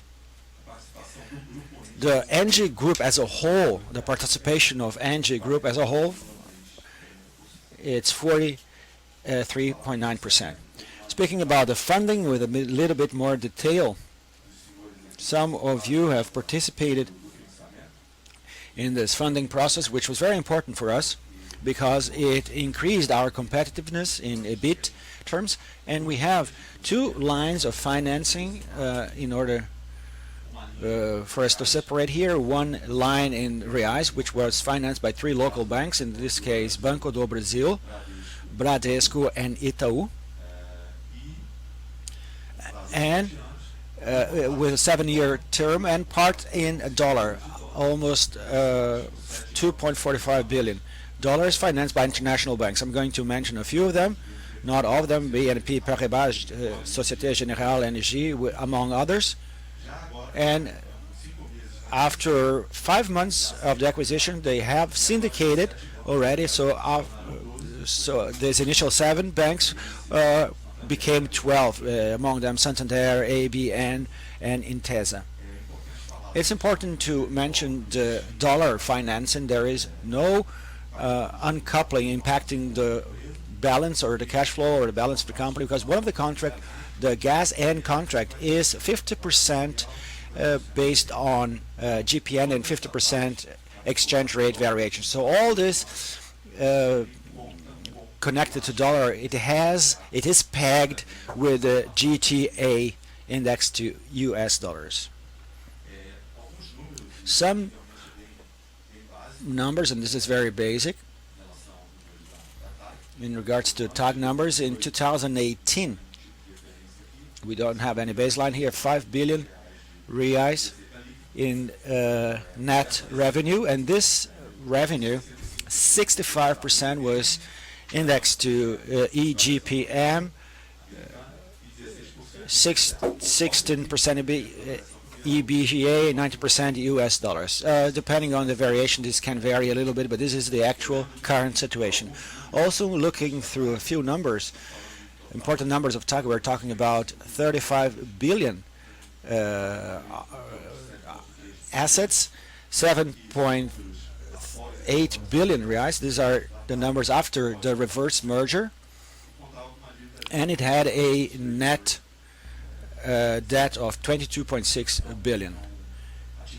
It's a regulated asset with a EBITDA margin that is relatively high, and it's always above 85%. I also like to leave some reference in regards to CAPEX, which is important for you, and this is an activity that we are doing now, refining. The company was for 3 years in the sale process, because the team that was there was also the team that sold NTS, so obviously there were some frozen projects or suspended, so we're now analyzing those projects in order to prioritize and focus on the implementation of this project. So we estimate something around 200 million in the next 5 years, a little bit more or less, possibly a little less, and from 2025 on the 6th year onward, something is stabilized at 75 million Brazilian reais. These are investments that are higher on the environmental area and parts of safety, of integrity of the pipelines,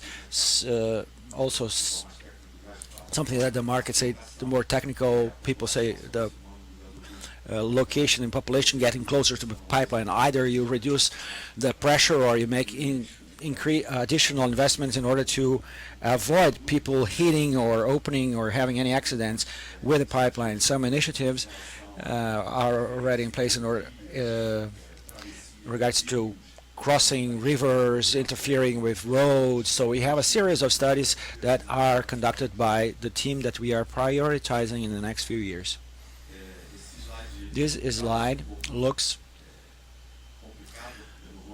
a little complicated, and I'm not going to dwell in the details, but we have bought a company that in fact was a department of Petrobras. So imagine if Engie Brazil Energy decided to sell the Campo Largo complex to a new player that is arriving in Brazil without any structure in the country. So Engie Brazil would need to give support until the structure of the new player is established. So this is happening with TAG as well. Petrobras has signed a contract for service delivery with TAG, and landing of some staff for a 6 years period, which can be extended, which I call the transitory support agreement.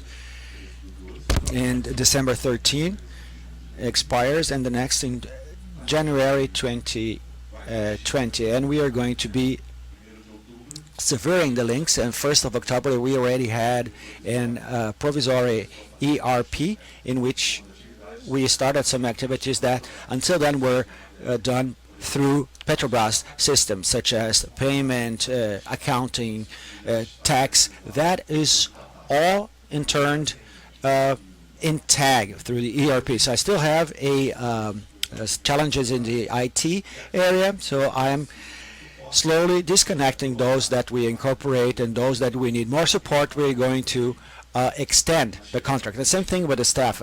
When we arrived, we had 90 people team, 30%, 50% third party, 50% conceded given by Petrobras. So we are now building a new culture, a TAG culture, and we expect to end the year 40 people, TAG people, and the remainder is still with some people from Petrobras and third-party employees. And we are adjusting this structure along the next months.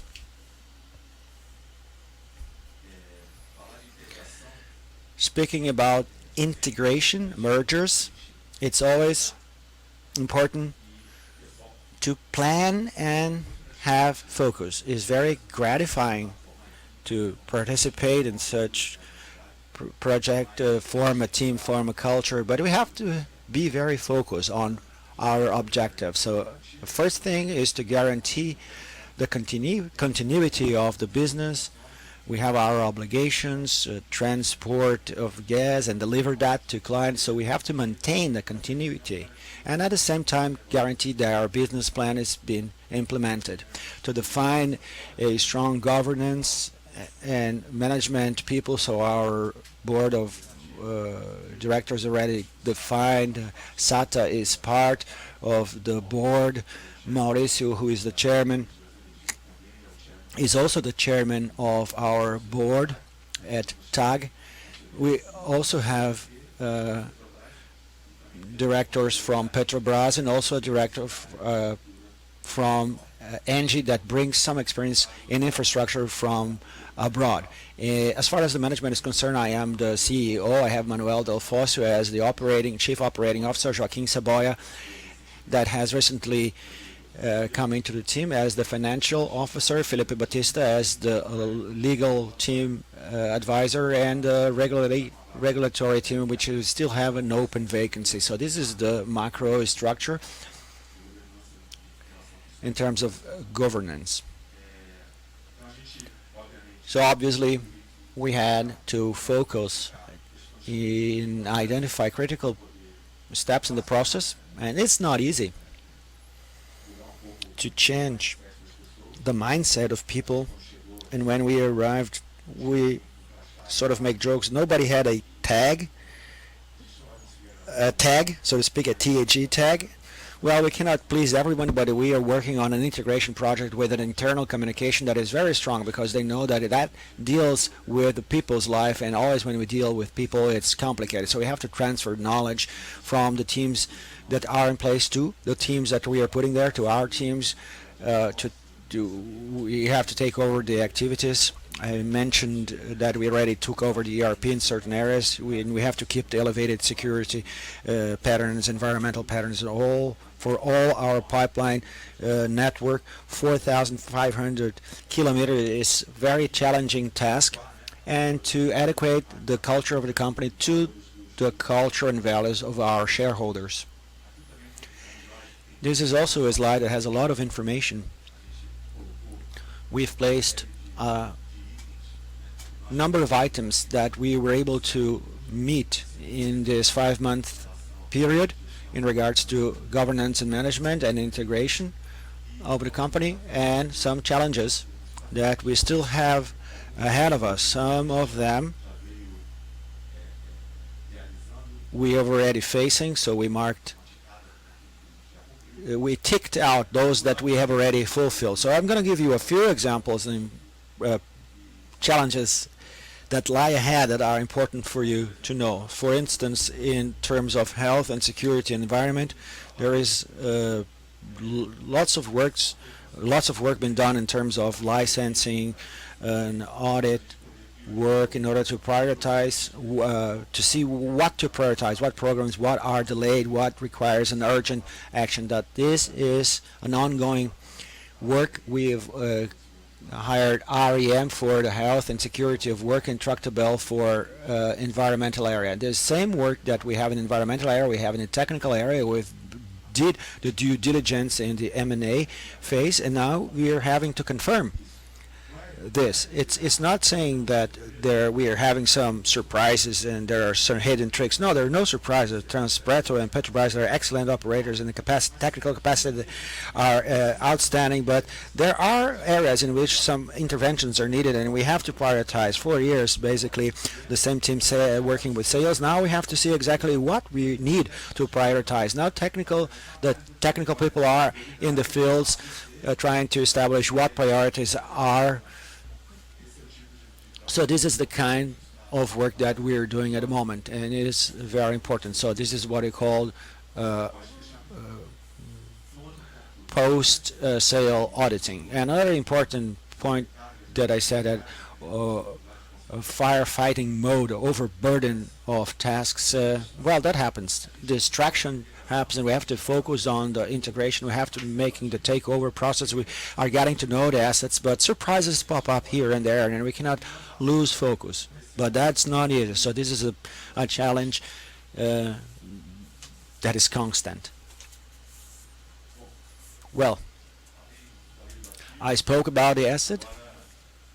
Now I'm going to speak about the new gas market and this attempt to opening up the gas market and the integration with gas and electric energy.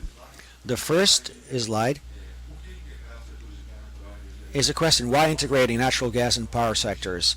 In our view, Engie as a group, well, why? Because the first step, as I mentioned, Engie understands that natural gas is the fuel for the transition for a low carbon economy, and then we want to ally the track record, the experience of our positive presence in Brazil of Engie Energia, 21 years, as Sata has mentioned, with 10 giga of installed capacity. That's a little bit. We, as a long-term investor in Brazil, ally that with the experience of the World Group in terms of gas. So there are some data here in terms of why the group has, in terms of gas. I brought here the example of GRT gas in France, which I already mentioned, are covered 32,000 kilometers, and you can see how a interconnected network of pipelines works. Here you have each point station storage of natural gas installation, several connection links, interconnection points. Some outstanding numbers here today. There are 140 loaders. So we want to bring all this dynamics, all this experience that the group had with the opening up of this market that happened 20 years ago in Europe now to Brazil. So this knowledge, this learning is very useful, and you have to be interacting with other transporters, which are our transporter, gas transportation. There's no competition, and with the regulator and our client, and predominantly in the gas sector. In this case, is Petrobras, our main client. And why should we integrate gas and power sectors? What is the vision of for our country? I think is that it's important for Engie, but it's more important for the country, for Brazil.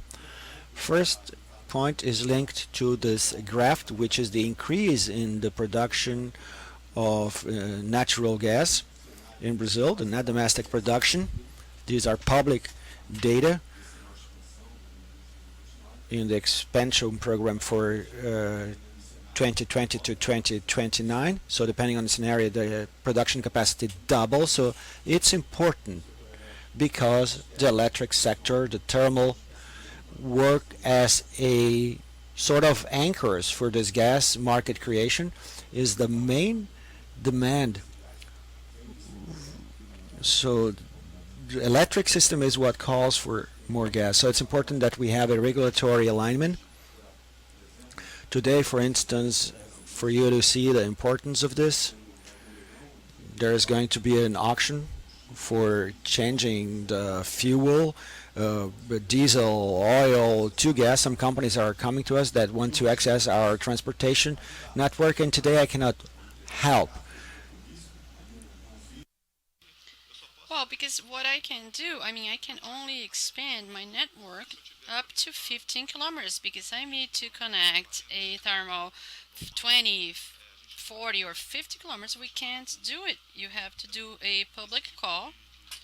And this type of thing needs to be aligned, and it's very important to the country because you have so kind of like 17 gigawatts of fossil fuels in operations that can be and might be replaced by natural gas. Another important thing to be mentioned is the flexibility issue because you have a increase of the generation, the intermittent generation of solar and wind, and the battery of the system gives this flexibility, and natural gas can complement that, can add to that when necessary, especially in the period of low hydro energy generation and low water in the reservoirs.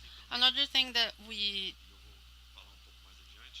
want to say is the gas storage. I mean, it's key because the pre-salt gas it's associated with petrol, and when it arrives on the coast, it has to be used.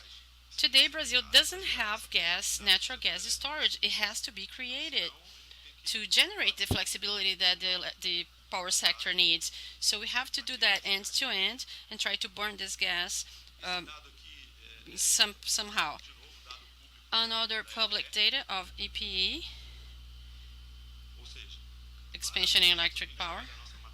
When we see the generation metrics for the next 10 years, the natural gas is the source that is responding to this expansion here, according to the plan of EPE. Almost 40% of what that's going to be added to the installed capacity in this generation system in the next 10 years. So again, it's important to see how is key to integrate these two sectors. Let's talk a little bit about the market, and this from the regulatory agency point of view. It's a public document. Today we have a market that has a dominant player, which is Petrobras. Petrobras has today 81% of the natural gas production in the country.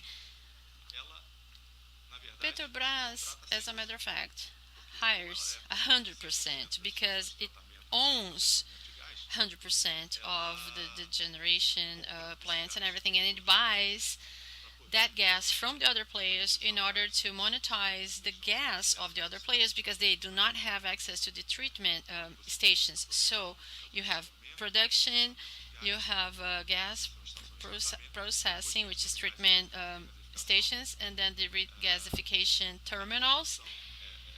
We also have imports from Bolivia. 100% of imports come from Bolivia, uh, except the GNL. And then you have the transport, the LDCs. I mean, we have NTS and TARI. So there is a point-to-point or end-to-end system. We have the local distributors too, in which Petrobras has a participation in 19 of them. So Petrobras is a shareholder in 19 out of the 25 ones. So Petrobras produces gas, processes gas. Petrobras hires 100% of the transport capacity point to point, and it's in the biggest part of the distributors. So there's a player, it's a total verticalized player within the sector, present massively throughout the whole chain. So what's intended here, I mean, I don't want to take too long on this, but Petrobras made an agreement with CADE, which is the TCC. It's a Petrobras will. There is an obligation for Petrobras to open the market. Petrobras needs to sell participation in all gas uh, production places, and it has to sell the 10%. It sold already 90%. It has to sell the 10%, remaining 10%. So it will have to leave the transportation. Petrobras needs to sell the participation it has in the state distributions, gas distributors through Gaspetro. It will have to assure access to the stations of processing and treatment. So it will actually guarantee the access to other players, open access to other players.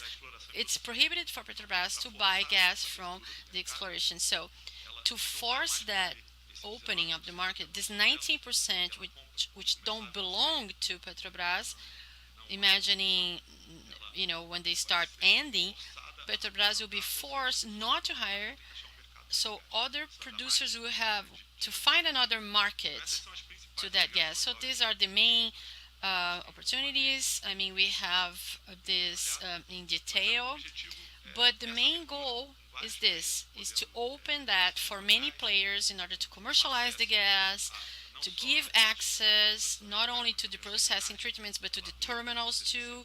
So Petrobras opened that in that document, that agreement. I think in three years.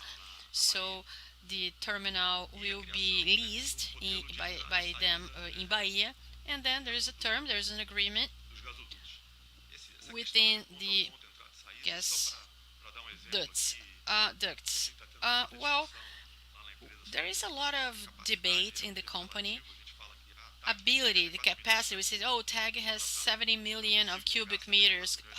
I cannot get 70 millions of cubic meters put in Rio de Janeiro and deliver in Ceará. 74 million is the adding of what I have in each part, each area of my network. I think the subway is the best example. Subway, there's a subway station, there is station A to station Z. If there is only passengers entering in A and going to Z, and then you have capacity for 1,000 passengers, it will transport a maximum of 1,000. But from A to Z, if I have B, C, D, E, F, in which people can enter and leave, this 1,000 capacity can transport 10,000 people, because from A you get 1,000, and then B 5,000 leaves, and then you have 15 whatever. So see, it adds like that. So that's the main objective from this point to point entrance and exit. Of course, it's not as simple as a subway train, but of course we have to see where Petrobras can let go of this capacity, and if when it opens, if there is a third player that can offer too. That's something to keep in mind. So I spoke about the diversification a little bit, with the participation of the distributors. One important thing is that Petrobras let go of the exclusivity of using and the transport for gas duct, and it sent the mail already of the technical team, I mean the work of its technical team, and our team is assessing that technically. There had been some meetings already to be evaluated together with the regulatory agency. This one here is my last slide, my last image before questions and answers, and actually I want to provoke some debate. What kind of business model do we want for the new gas market? The big question here is how to monetize the gas from exploration to production or end production. Of course, you can export, you can make the gas, and you can export or re-inject to produce more oil because there are some technical restrict or legal restrictions too. But what we see here is a building of new terminals. There's a lot of construction of new GNL of natural gas terminals that link the thermal plant point to point, isolated projects. So I build a terminal, and then I participate of a auction, and I sell the capacity of energy for, I don't know, maybe 20, 25 years in a power sector or electric power auction, and then the consumer of power pays for all the investment that was done or was made in that chain. Are we against this? No. I mean, you have to be a hero to invest in Brazil, right? That's the way they found to make this project feasible. But we understand that this is not the best way. The planner, the regulator, whatever, whoever is looking to both sectors, and you have to see that with in a planned work, it needs to look for integration, because then we understand that the more verticalized the system is, the less competitive it is, and the more integrated it is, more competitive it is. So we have to really balance that. Um, so there's the fees and the rules, all the rules for taxes and everything. It's complicated here in Brazil, and it has to be clear. The power auction, would that be federal, would that be regional or state? I mean, so this is key. We have to really establish that. Recently, we had some regulations for auctions, and then the thermoelectricals, they were hired and then indicated flexibility in rainy periods for the power sector is not good. This has to be planned, it has to be studied and discussed. So when we talk about having a business model that is more integrated, what do we mean by that? Actually, there is a offers a shock kind of thing, because there's a terminal of the gasification of his gasification, and if it's connected to the transport network or in the distribution network, we need to have a clear rules. It's a little bit shady still. These rules are a little bit shady. It has to be connected, because if the thermical is not being dispatched, and there's a possibility for the gas to be more competitive,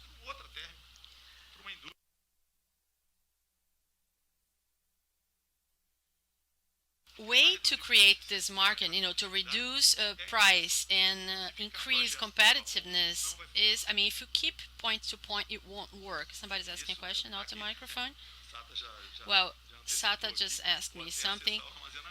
Yeah, or you access the storage, and that's what we want. That's what we Yeah, all the expansion of the networking. This is important actually, because I said it's 9,400,000 kilometers. In France, I think there's 37,000. Engie has 32,000. We have to grow the network. We have to invest, and more integrated the system is. It's more incentives, more capital, more users, less cost for the ones that are connected. It seems obvious, though, but it's not happening yet. So we have to work in order to get that. I mean, we don't want to make islands or infrastructure bypass, because if we allow that, we won't have investments in infrastructure that will generate the best efficiency of the system long term. If we take, there was a question for Guilherme for about Gorla project, which is the last point of my slide. You have the thermal, you have a secondary market of gas, and then you have security of supply. If you're connected in the transportation network, you make your business model more feasible, not only with your thermal plant, but you can have a secondary market for gas. What security of supply? Well, depending on the point that you're connected, through your terminal or through some exploration block of production, if at a certain point you have a product, the ship hasn't arrived, you can try another one. I mean, you have this is security of supply because you cannot lack the product. So this is the background of this debate that we're having in our sector right now, and we want to work and we want to even be more educated, plan things better in order to have a business model that is more integrated in order to increase the competition and have a better best investments that our country really needs. I think this was my message. Thank you, and now let's open for questions. Gustavo, thank you. My name is Carol from Credit Suisse. Can you go back to that point in which you said that Petrobras actually declared entrances and exits? I mean, not being so exclusive anymore, and you're analyzing this declaration that Petrobras gave. So, what's the step by step about this information? From when on are we going to really have access to the amounts that Petrobras let go of, and when you could start negotiating that with third players in order, for other people could participate, enter, and leave. Oh, thanks for your question. Well, the exclusivity is over. Yeah. So Petrobras let go of that after the agreement signed with CADI. So it sent letters to the distributors saying that it's not exclusive anymore. So the capacity session was already previewed. So Petrobras could have given part of their capacity to third players, depending on the place, depending on the region. So this was already previewed. And then what was done after that? Petrobras is in all the chain. I mean, there are contracts with clients because Petrobras serves distributors. So there is a thermal station in the base, so it needs that. And then throughout the whole network, Petrobras will see whatever can be left out. So this is on the point of view from the carrier. So Petrobras had 90 days to do that, and it did it. It completed before 90 days. In theory, we have 90 days to answer, so we're still within um, the the due date. I mean, we still have time to do it. If everything goes well, we could have some sort of public call to announce that, next year. But our main concern is that the teams technically, validate these points, and according to our current contract, I have a regulated business, 100% regulated, and I have a maximum revenue that is allowed. So if I have a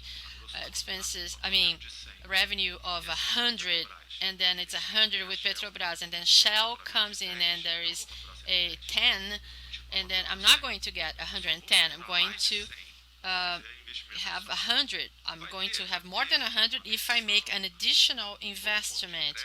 There will be probably another delivery point, other things. I mean, I'm not going to be next to 110. I'm going to be near 100, a little over 100. So we have that concern. We want to protect our revenues, but we're favorable. Yes, we are in favor in order to open the market to make it more free. But something that is important to be mentioned is that we see a lot of pressure in the market on the transportation. I mean, transportation companies are just it's a ring of the whole chain.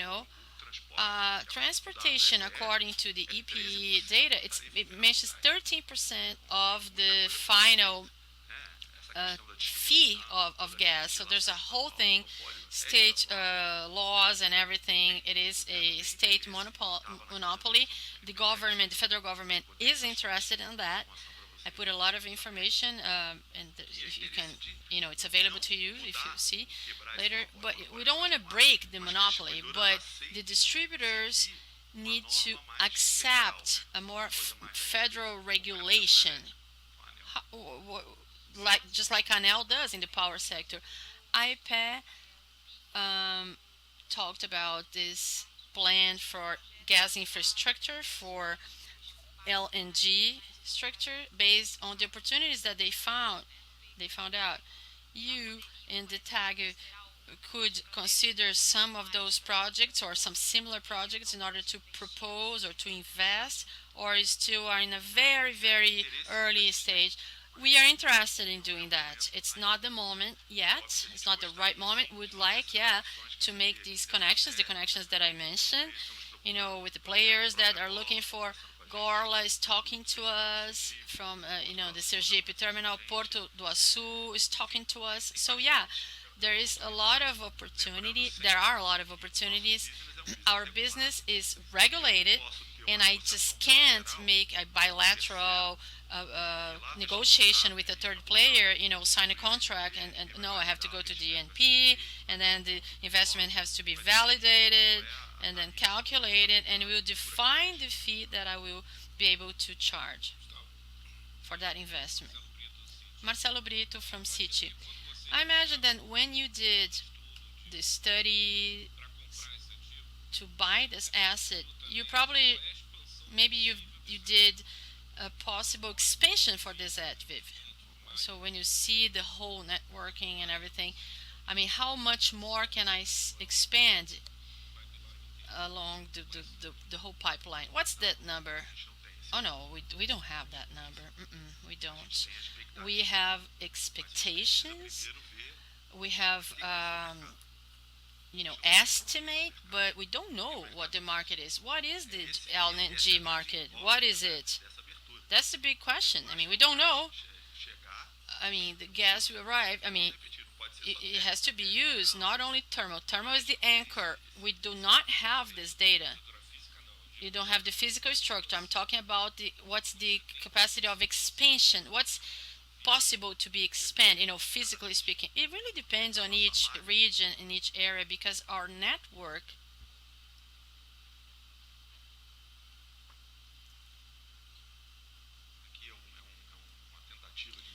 this is an attempt to show what it is.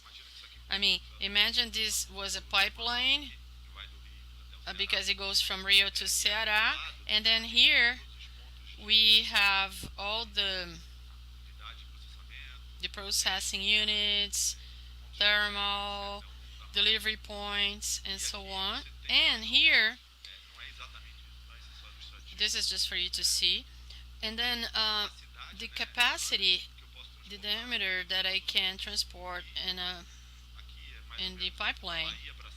From Bahia up to Ceará, the capacity is much smaller in the pipeline because the diameter is shorter, and I'm not able to transport the same volume that I can do, in the lower parts. So, whoa, we still need a lot of extra studies and evaluations to using our technical team to see the possibilities that we have in each of these different states, and seeing, depending on where the gas is arriving, and whatever I'm delivering. Petrobras can decide, for instance, to remove the terminal that it's in PC and bring it to Rio de Janeiro, and then we have to see new alternatives together with Petrobras to actually meet the needs of the thermals up there. And if they remove, technically speaking, I won't be able to serve them. So there is no specific number. We evaluated the opening of the market and all the opportunities that we could have, not only about the thermal electrical generation and bring the international experience close to us, but we don't have data where the market will be and technically what we could be doing to contribute. It's part of the work of this this debate with Petrobras. So it's going to be discussed. Gustavo, my name is Raul. My question is thinking about the consumer's point of view that it's not thermoelectrical, what's the economical feasibility from him to shift to gas if he has a few sector thinking about the prices of the current contracts? Maybe in the future this will be better in, as far as the capex, but nowadays with the client that is interested in entering your network, what is the economic viability for him? Because if you don't have Petrobras gas available or regasification and so on, I mean, do you have that in mind? I mean, to connect directly in the network, well, the fees, the transportation fee are public. They are in our site. You can take a look, in our in the tag. So whatever player wants to connect, he can go ahead and check our website. They can see some sort of incremental. I don't have a kabbalistic number. One thing is to connect to the transportation. Another thing is to connect to the distribution. The distribution has 25 or 26 state distributors with different legislations. Rio, Sao Paulo, with mature regulatory agencies. Other states trying to catch up and be more mature. But if each state does or has a different approach, it's very hard to have a common thing. It depends on the state that we're talking about. It depends on the distribution fees. I really don't have an answer for you. And thinking a little bit about what Engie does in the power sector, in the free market, in prospecting clients, creating a brand like Engie. Engie is doing that. Is there some sort of prospection of clients, free clients? Do you have anything in mind? Remember that I am actually releasing gas. So the ones that produce gas are the ones that are looking for this market. I make things happen. I mean, I am an intermediate on this. I'm not a producer. I don't own the gas, and then they will negotiate with the client, and they will use my network to get to their final client, consumer. But as Engie, obviously, we will see possibilities to be a gas commercializer, a trader, in order to supply our clients, with power, electric power and gas for thermal abilities. Gustavo, what about the risk of volume when the current contracts end? Look, of course, there is a risk for volume, but thinking the northeastern network, once you have the contract, how are you going to define the initial volume? You have a base of assets, and then you have an OPEX, and then you get to a revenue, and you need to reach a volume to get a fee. How would you define that initial volume, and will you follow a model that is in which the risk of volume is within the fees risks? In the Northeast, I think the volumes are associated to the PIPT. If the dispatches of those are smaller, are you going to take the risk within the cycle? Or maybe it's going to be during the transmission in which we have no risk? No, there is a risk for volume. This risk of market in fee reduction, we took that risk. We made a very good, detailed assessment analysis, and then we saw how the market was. Of course, we considered a reduction of a fee reduction during that revision period. I don't know the number, I don't have a magic number, but yeah, this market risk belongs to us too.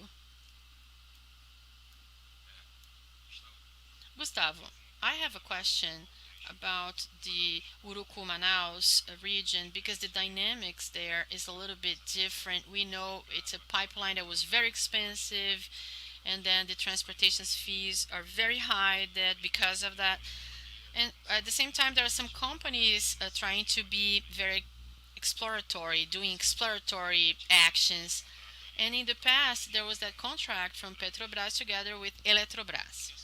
I'd like to know if, in case of these companies, these exploratory companies succeed, and if these companies want to use your pipeline to release part of this production, let's say whatever the leftovers, that the remaining gas there. In your understanding, in order to use your pipeline, they will have to talk only with Engie because Petrobras has already declared the real capacity, so it's already fixed. I mean, that, or Eletrobras, which we know that there was a lot of confusion already in that contract. We know that or that company would have to sit together with Eletrobras in order to use your pipeline. How would that be? Found more gas in the region, want to use Urucumanos, what can I do? I mean, just to make it clear that everything that we speak about here about entrance and exit, in opening the market, I'm talking about the coast. Urucu-Manaus is not in that region. It's a very important pipeline for TAG, which is 1/3 of our revenue. It means 1/3 of our revenue. It's obvious that we are following up, this things. I mean, Eletrobras are the users of the gas. There was a change, a shift along our acquisition process. I don't know if you remember, because of the Amazonas Energia, because of the privatization, they reduced the PPA. So by the end of the current contract, we saw a change in the market. So we had to reduce the transportation fees because there was a risk, a bigger risk in that specific case. But now, that pipeline is overused. I mean, it has a nominal capacity of 6 million, and it's transporting 6 million or near that. So it's very, very well used. The work that we do and that we're doing, it's something that was not done. We have a lot of interest in order to foster this market. Rosneft is there too, the Solimões Basin there, and we have to sit and do this capacity study. I think that what the other colleagues have asked is similar question. We have to see what we can do in order to meet these demands. Is there any kind of investment in compression? So any kind of investment or additional investment on the network. So everything we'll have to understand the need in order to see how we're going to be able to contribute. And obviously our interest that is takes happens that so that when the first contract ends, which is the bilateral contract that we have a bigger market, and that guarantees a higher use of our transportation network. Well, this is a PPA. We have to honor. We have to fulfill what we have been contracted by Petrobras. Petrobras is delivering it, and we're just transporting. So the contract is between Petrobras and Eletrobras. What happens is that if this terminal steals dispatches, we have to respect those limits. I cannot do anything additional thing because remember, transmission line or an energy generator, I have a 100 mega plant. I have to connect to the basic line, and this line has to support 1,000 mega. But most of the time, I'm going to be dispatching 550, which is the average secured energy transmission. So I'm going to say that this 450 is idle. Is if somebody enters between 10 and 4 o'clock during the day, well, I'll be using this capacity, but this is not very common. This is not easy to happen. So we have to use this example sometimes in order to think about the transportation of gas.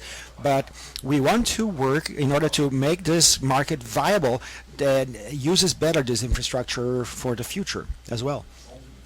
João Pimentel from BTG. The question is, I would like to understand whether you already have an idea in terms of the magnitude, how can represent in terms of margin and costs when the CTSA with Petra finishes in 2020, when the contract ends, and when also when you have the exchange of the contract of O&M with Transpetro until 2022, whether there is a very relevant increase in your margin or not. Well, the contract with Petrobras, the impact is minimal. Minimal because this is a contract that we're talking about, the OSN contract. Is very short in regards to the revenue of the company. So we're going to have an optimization, but I shall repeat, this is marginal gain. In terms of OEM, I don't have a number now, but we understand that I will be able to work with a higher margin, and we're going to have a benefit of having an optimization in this operation. But it's hard to give you a specific number. We have a number that we use in our business plan, but I'd rather not comment on it. Just to give you a reference, remind you that there is a report on KPMG that served as a basis to define the recess right, and one of the premises that KPMG used was a reduction of 26%. So this is a public information. But thank you, Rafael. In next opportunity, I'll also bring along some people from TAG in order to have people that can share more technical knowledge and clarify you further, but I cannot answer everything here. Andre Santander, I have two questions. The first one is in regards to the contracts that you commented on that Petrobras has with other producers. When do they expire? That's the first question. Can you repeat? Yes. The producers that sell to Petrobras, those remainders that are going to, I would like to know when is the expiration of these contracts, the existing contracts, whether you have this information. And the second question is in regards to the structure, the shareholding structure of TAG. The acquisition was made through this partnership with the three investors, and I'd like to understand a little bit better, looking ahead, whether there is a possibility of EBE to acquire the GDFI participation, and whether this was something that was already structured into the process or whether it wasn't discussed. And additionally, when can we expect the leaving of Petrobras from the remainder 10%? Well, the first question, we may take note of it in our research and answer later. I do not have the deadlines, the end term, the expiration. I know some will end in 10 years and they will not be able to renew, but I do not know about the other players in the market. In regards to the structure, just to make it clear, this is a transaction that involves Engie Brazil Energia with its controller, so the committee of related parts was called, and I was part of this committee as a director of business development, and we have a reciprocity agreement. So following this philosophy, if we decide for any reason, this is not in our business plan, just answering your question, if we decide to let go of a percentage of our asset, it has to be made equalitarily. So if it's 10%, that should be 10% EBE and 5% GDFI. So there is no agreement whether there should be a restructuring between the two Engie investors in this investment. In regards to the 10% belonging to Petrobras, they already started the process with the TCC. They have up to 2021 to meet their demands with CADE. They have already informed us the opening of the sale process. They have sent us a notification, and we have a period to answer whether we have an interest in participating, because we have the preference, which was already negotiated and contemplated in the contract. So there are some conditions that we can exert. So I believe that this process is going to be made public by the end of the year, but most probably by the beginning of the next year. And when I say become public, the teasers for investors is going to be delivered the first phase of this process.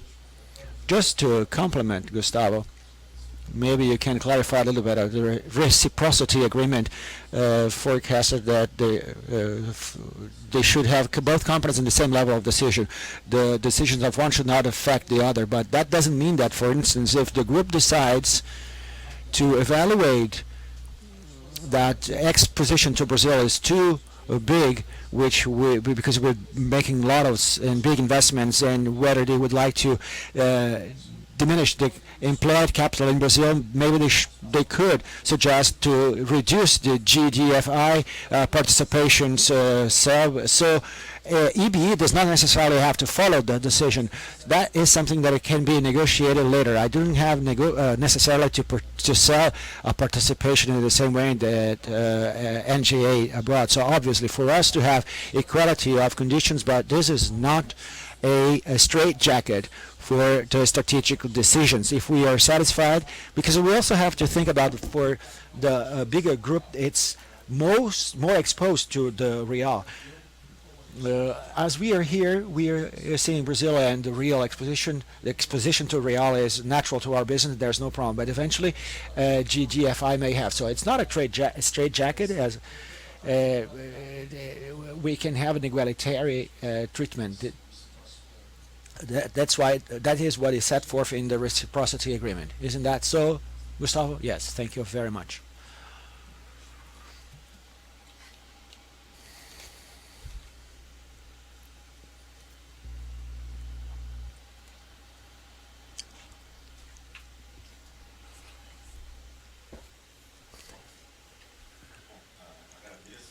Well finished. Well, I thank you. And I apologize for the more technical questions that I couldn't answer, but I'll talk to my team and we're going to have the list of the participants and we will send you the answers later on. Thank you very much.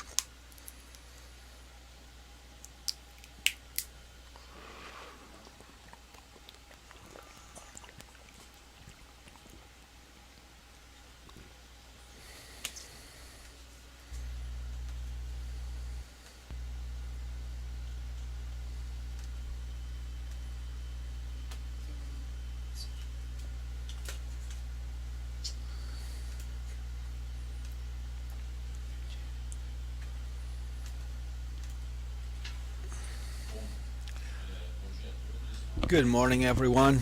Once again, this presentation is a shorter and simpler one compared to the previous presentations, and the objective to bring this presentation to this event is to show you that we've made several investments in other segments of business, and the impacts on our results in these segments have been increasingly more relevant. Then, in order to give more transparency and a better understanding possibilities of our financial statements, that from the next quarter we are going to made our financial statements by business segmentation. So I'm going to show you what segmentations are going to be shown individually, and also bring the result of the third quarter considering segmentation of the businesses. Here our main segment is the generation and sale of energy. It's the main segment of our portfolio. It represents about 85% of our revenue. We've entered the distributed solar energy. We acquire 50% of a company that works basically in the sale and installation of solar panels. In 18, we've bought the remaining 50%, and we took over the control of this company. So this is a business segment that we are going to dealt separately, as well as Guilherme has mentioned. In 17, we were the winners of the auction for transmission. The work has already been started, and according to the accounting rules, we have to consider a revenue for the construction of the infrastructure. So as the construction goes on, this revenue becomes more relevant, and it also is going to be dealt as a separate business to be dealt with individually.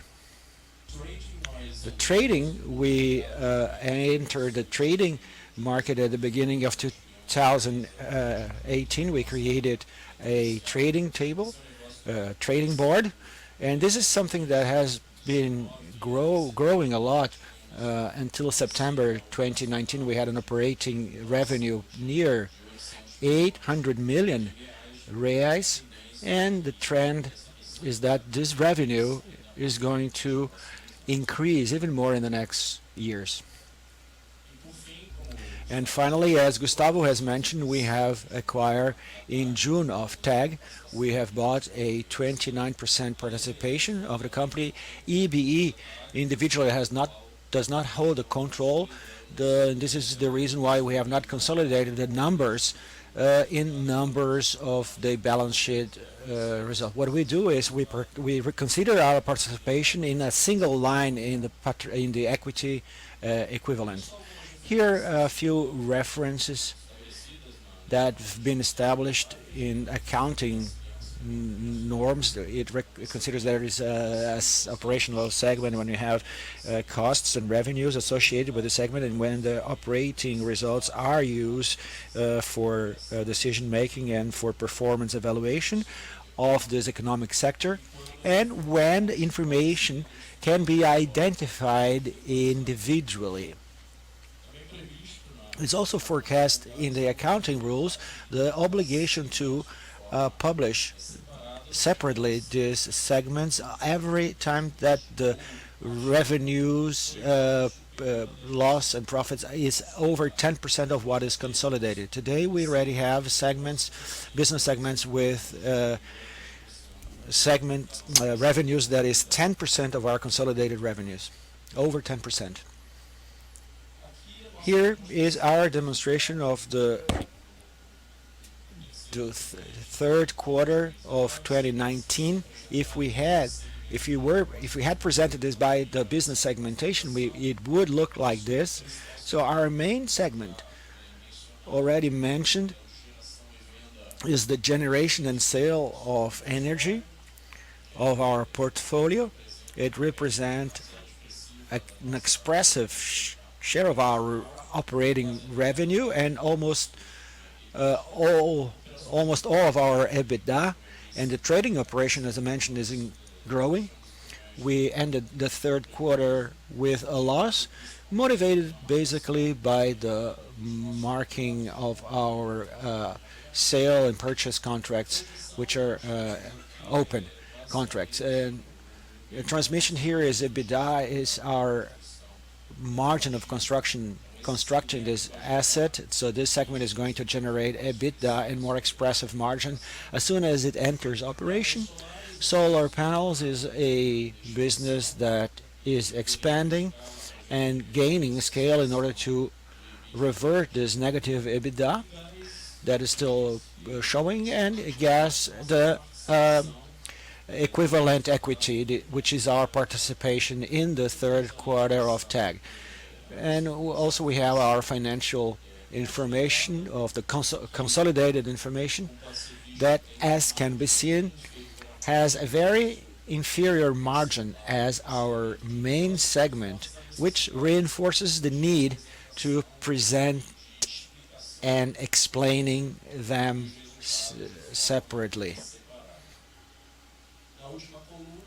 In the last column, the information on TAG, and this is exactly our participation, our shareholding, the participation in the shareholding, up to the level of EBITDA.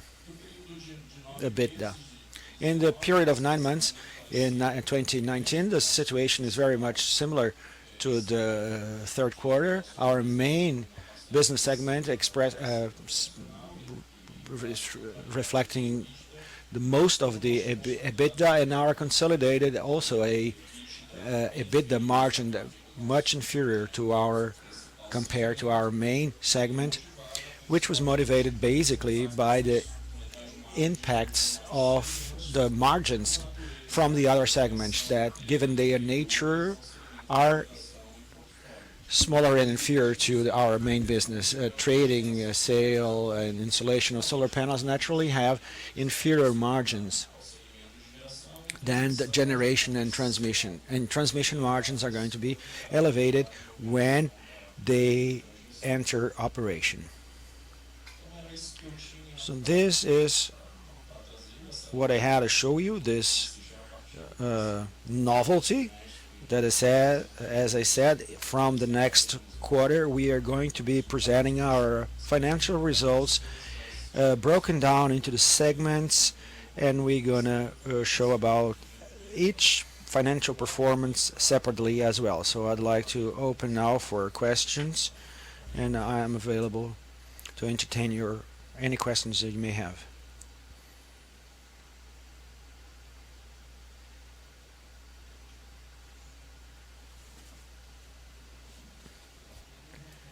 It's a very specific question in regards to the funding of the Santo Agostinho project. How do you see the data as a ACL project? Can you have funding, cheap funding through BNDES? How do you see this? Guilherme perhaps has more precise information, but I think that the main funding source for this project would be the BNDES.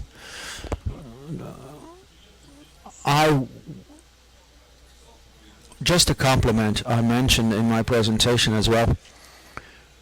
In regards to BNB, I think the perspective is there's a reduction to the access to BNB. They're stretching a little bit. I think that is natural from on the part of the government to reduce subsidies, mainly for a segment such as the power sector, which doesn't need. So BNDES would be something, and bond issuance would be another thing, the ventures issues. Just to be a bit more precise in the answer is depends. And why does it depend? Depends because we're going to put Santo Agostinho in place. We have several funding possibilities. Eventually, we're going to have BNB. Perhaps BNB will have better conditions. Eventually, BNDES will have better conditions.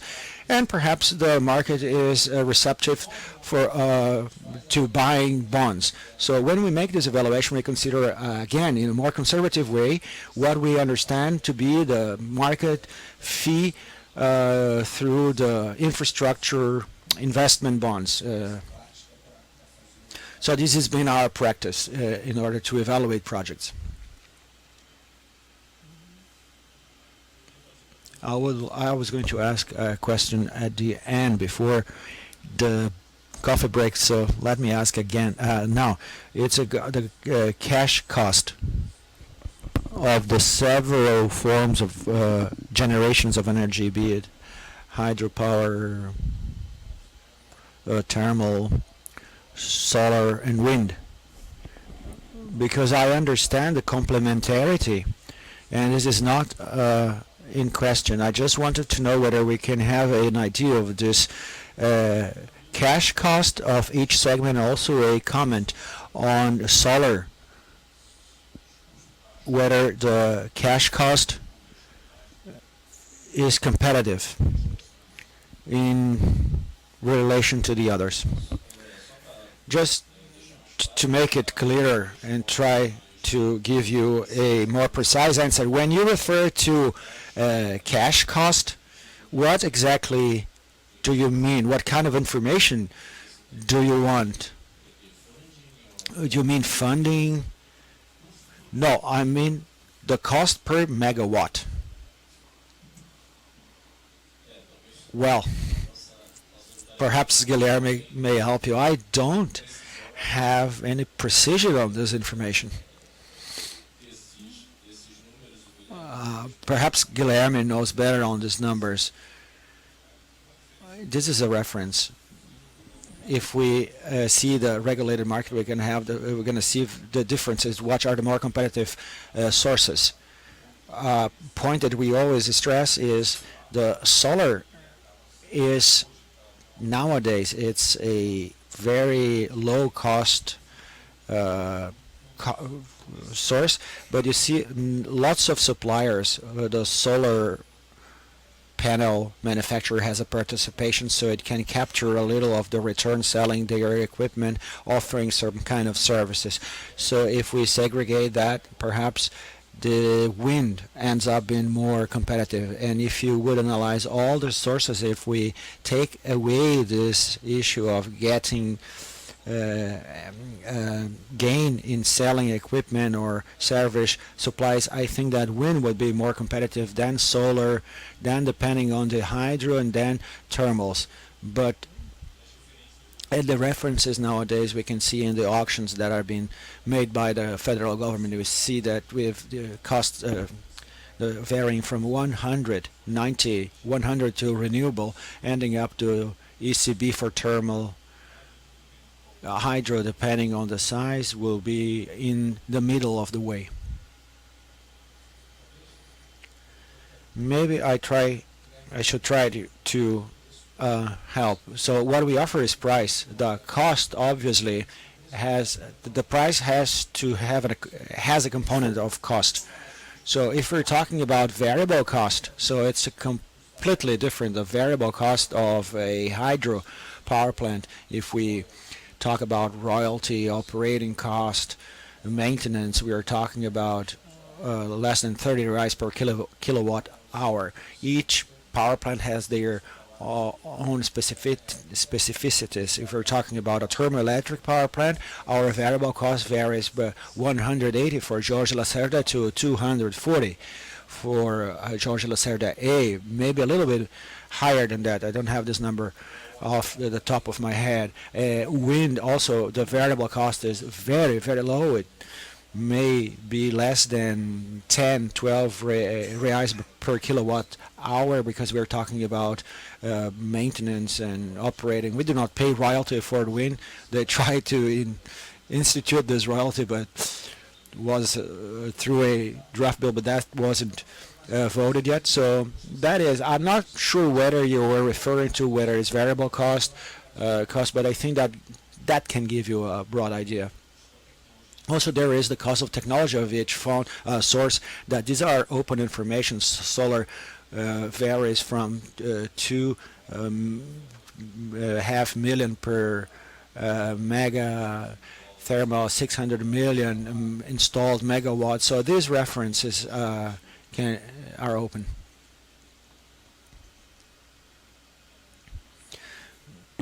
Yeah, Carol, there are some companies that are considering new issuance, putting covenants of up to 4%, be it to prepare for future opportunities in new markets, which I think Europe obviously looking into because of the CPCEs relative to the ERFS affecting the results of the distributors. Is that a trend, or how do you see the debt issuance market, this kind of covenant that is a little more stretch or higher, is something that you also been considering? Yes, this is something that we have considered. We've been negotiating with some of our funders the review of the levels of our covenants. So this is indeed something that we are considering. It's under our radar.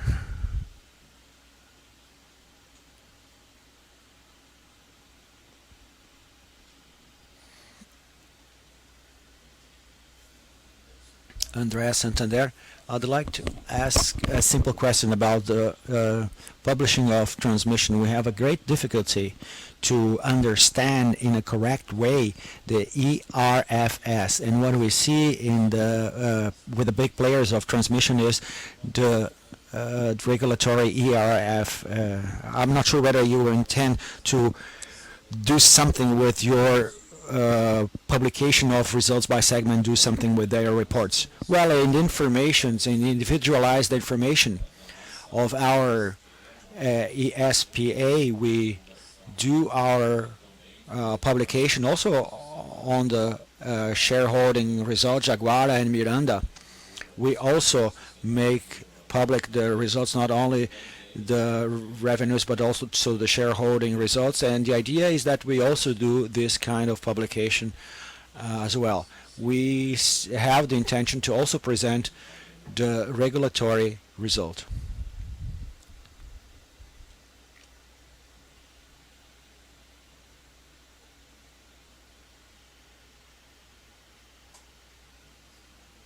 Are there any more questions? Thank you, Malta. We're coming close to the end of the presentations. We are now going to have a guided tour to the operations central. Setamini would like to address the folks, say a few words. Well, we're going to make a group visit, about 20 people per group. I think you can follow. Well, as we are already wrapping up the part of visitation, our people that are online cannot participate. Unfortunately, we do not have cameras that can be brought with us. Perhaps next time we can think of something like that. So I'd like to thank the people that are watching us online.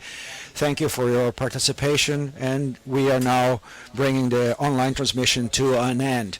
And we are now going on to the guided tour to our central, just to see how we are structured, to see our operator. We're going to have a brief explanation. I ask people not to take too long because there isn't a lot to be talked about. If we leave them, they can talk on end.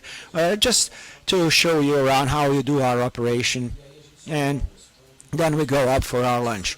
So you're going to have a 5-minute presentation for each group, and our groups will be formed by 20 people, not to distract our operators because the operation must go on. And then in 15 minutes time we can be over with this visit, and then we go up to the attic for lunchtime, respecting our lunch because we know that people have flights to take later on.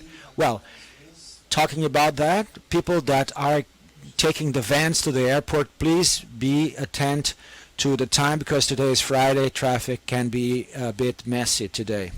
And also I would like to reinforce the request to answer the research. Thank you very much.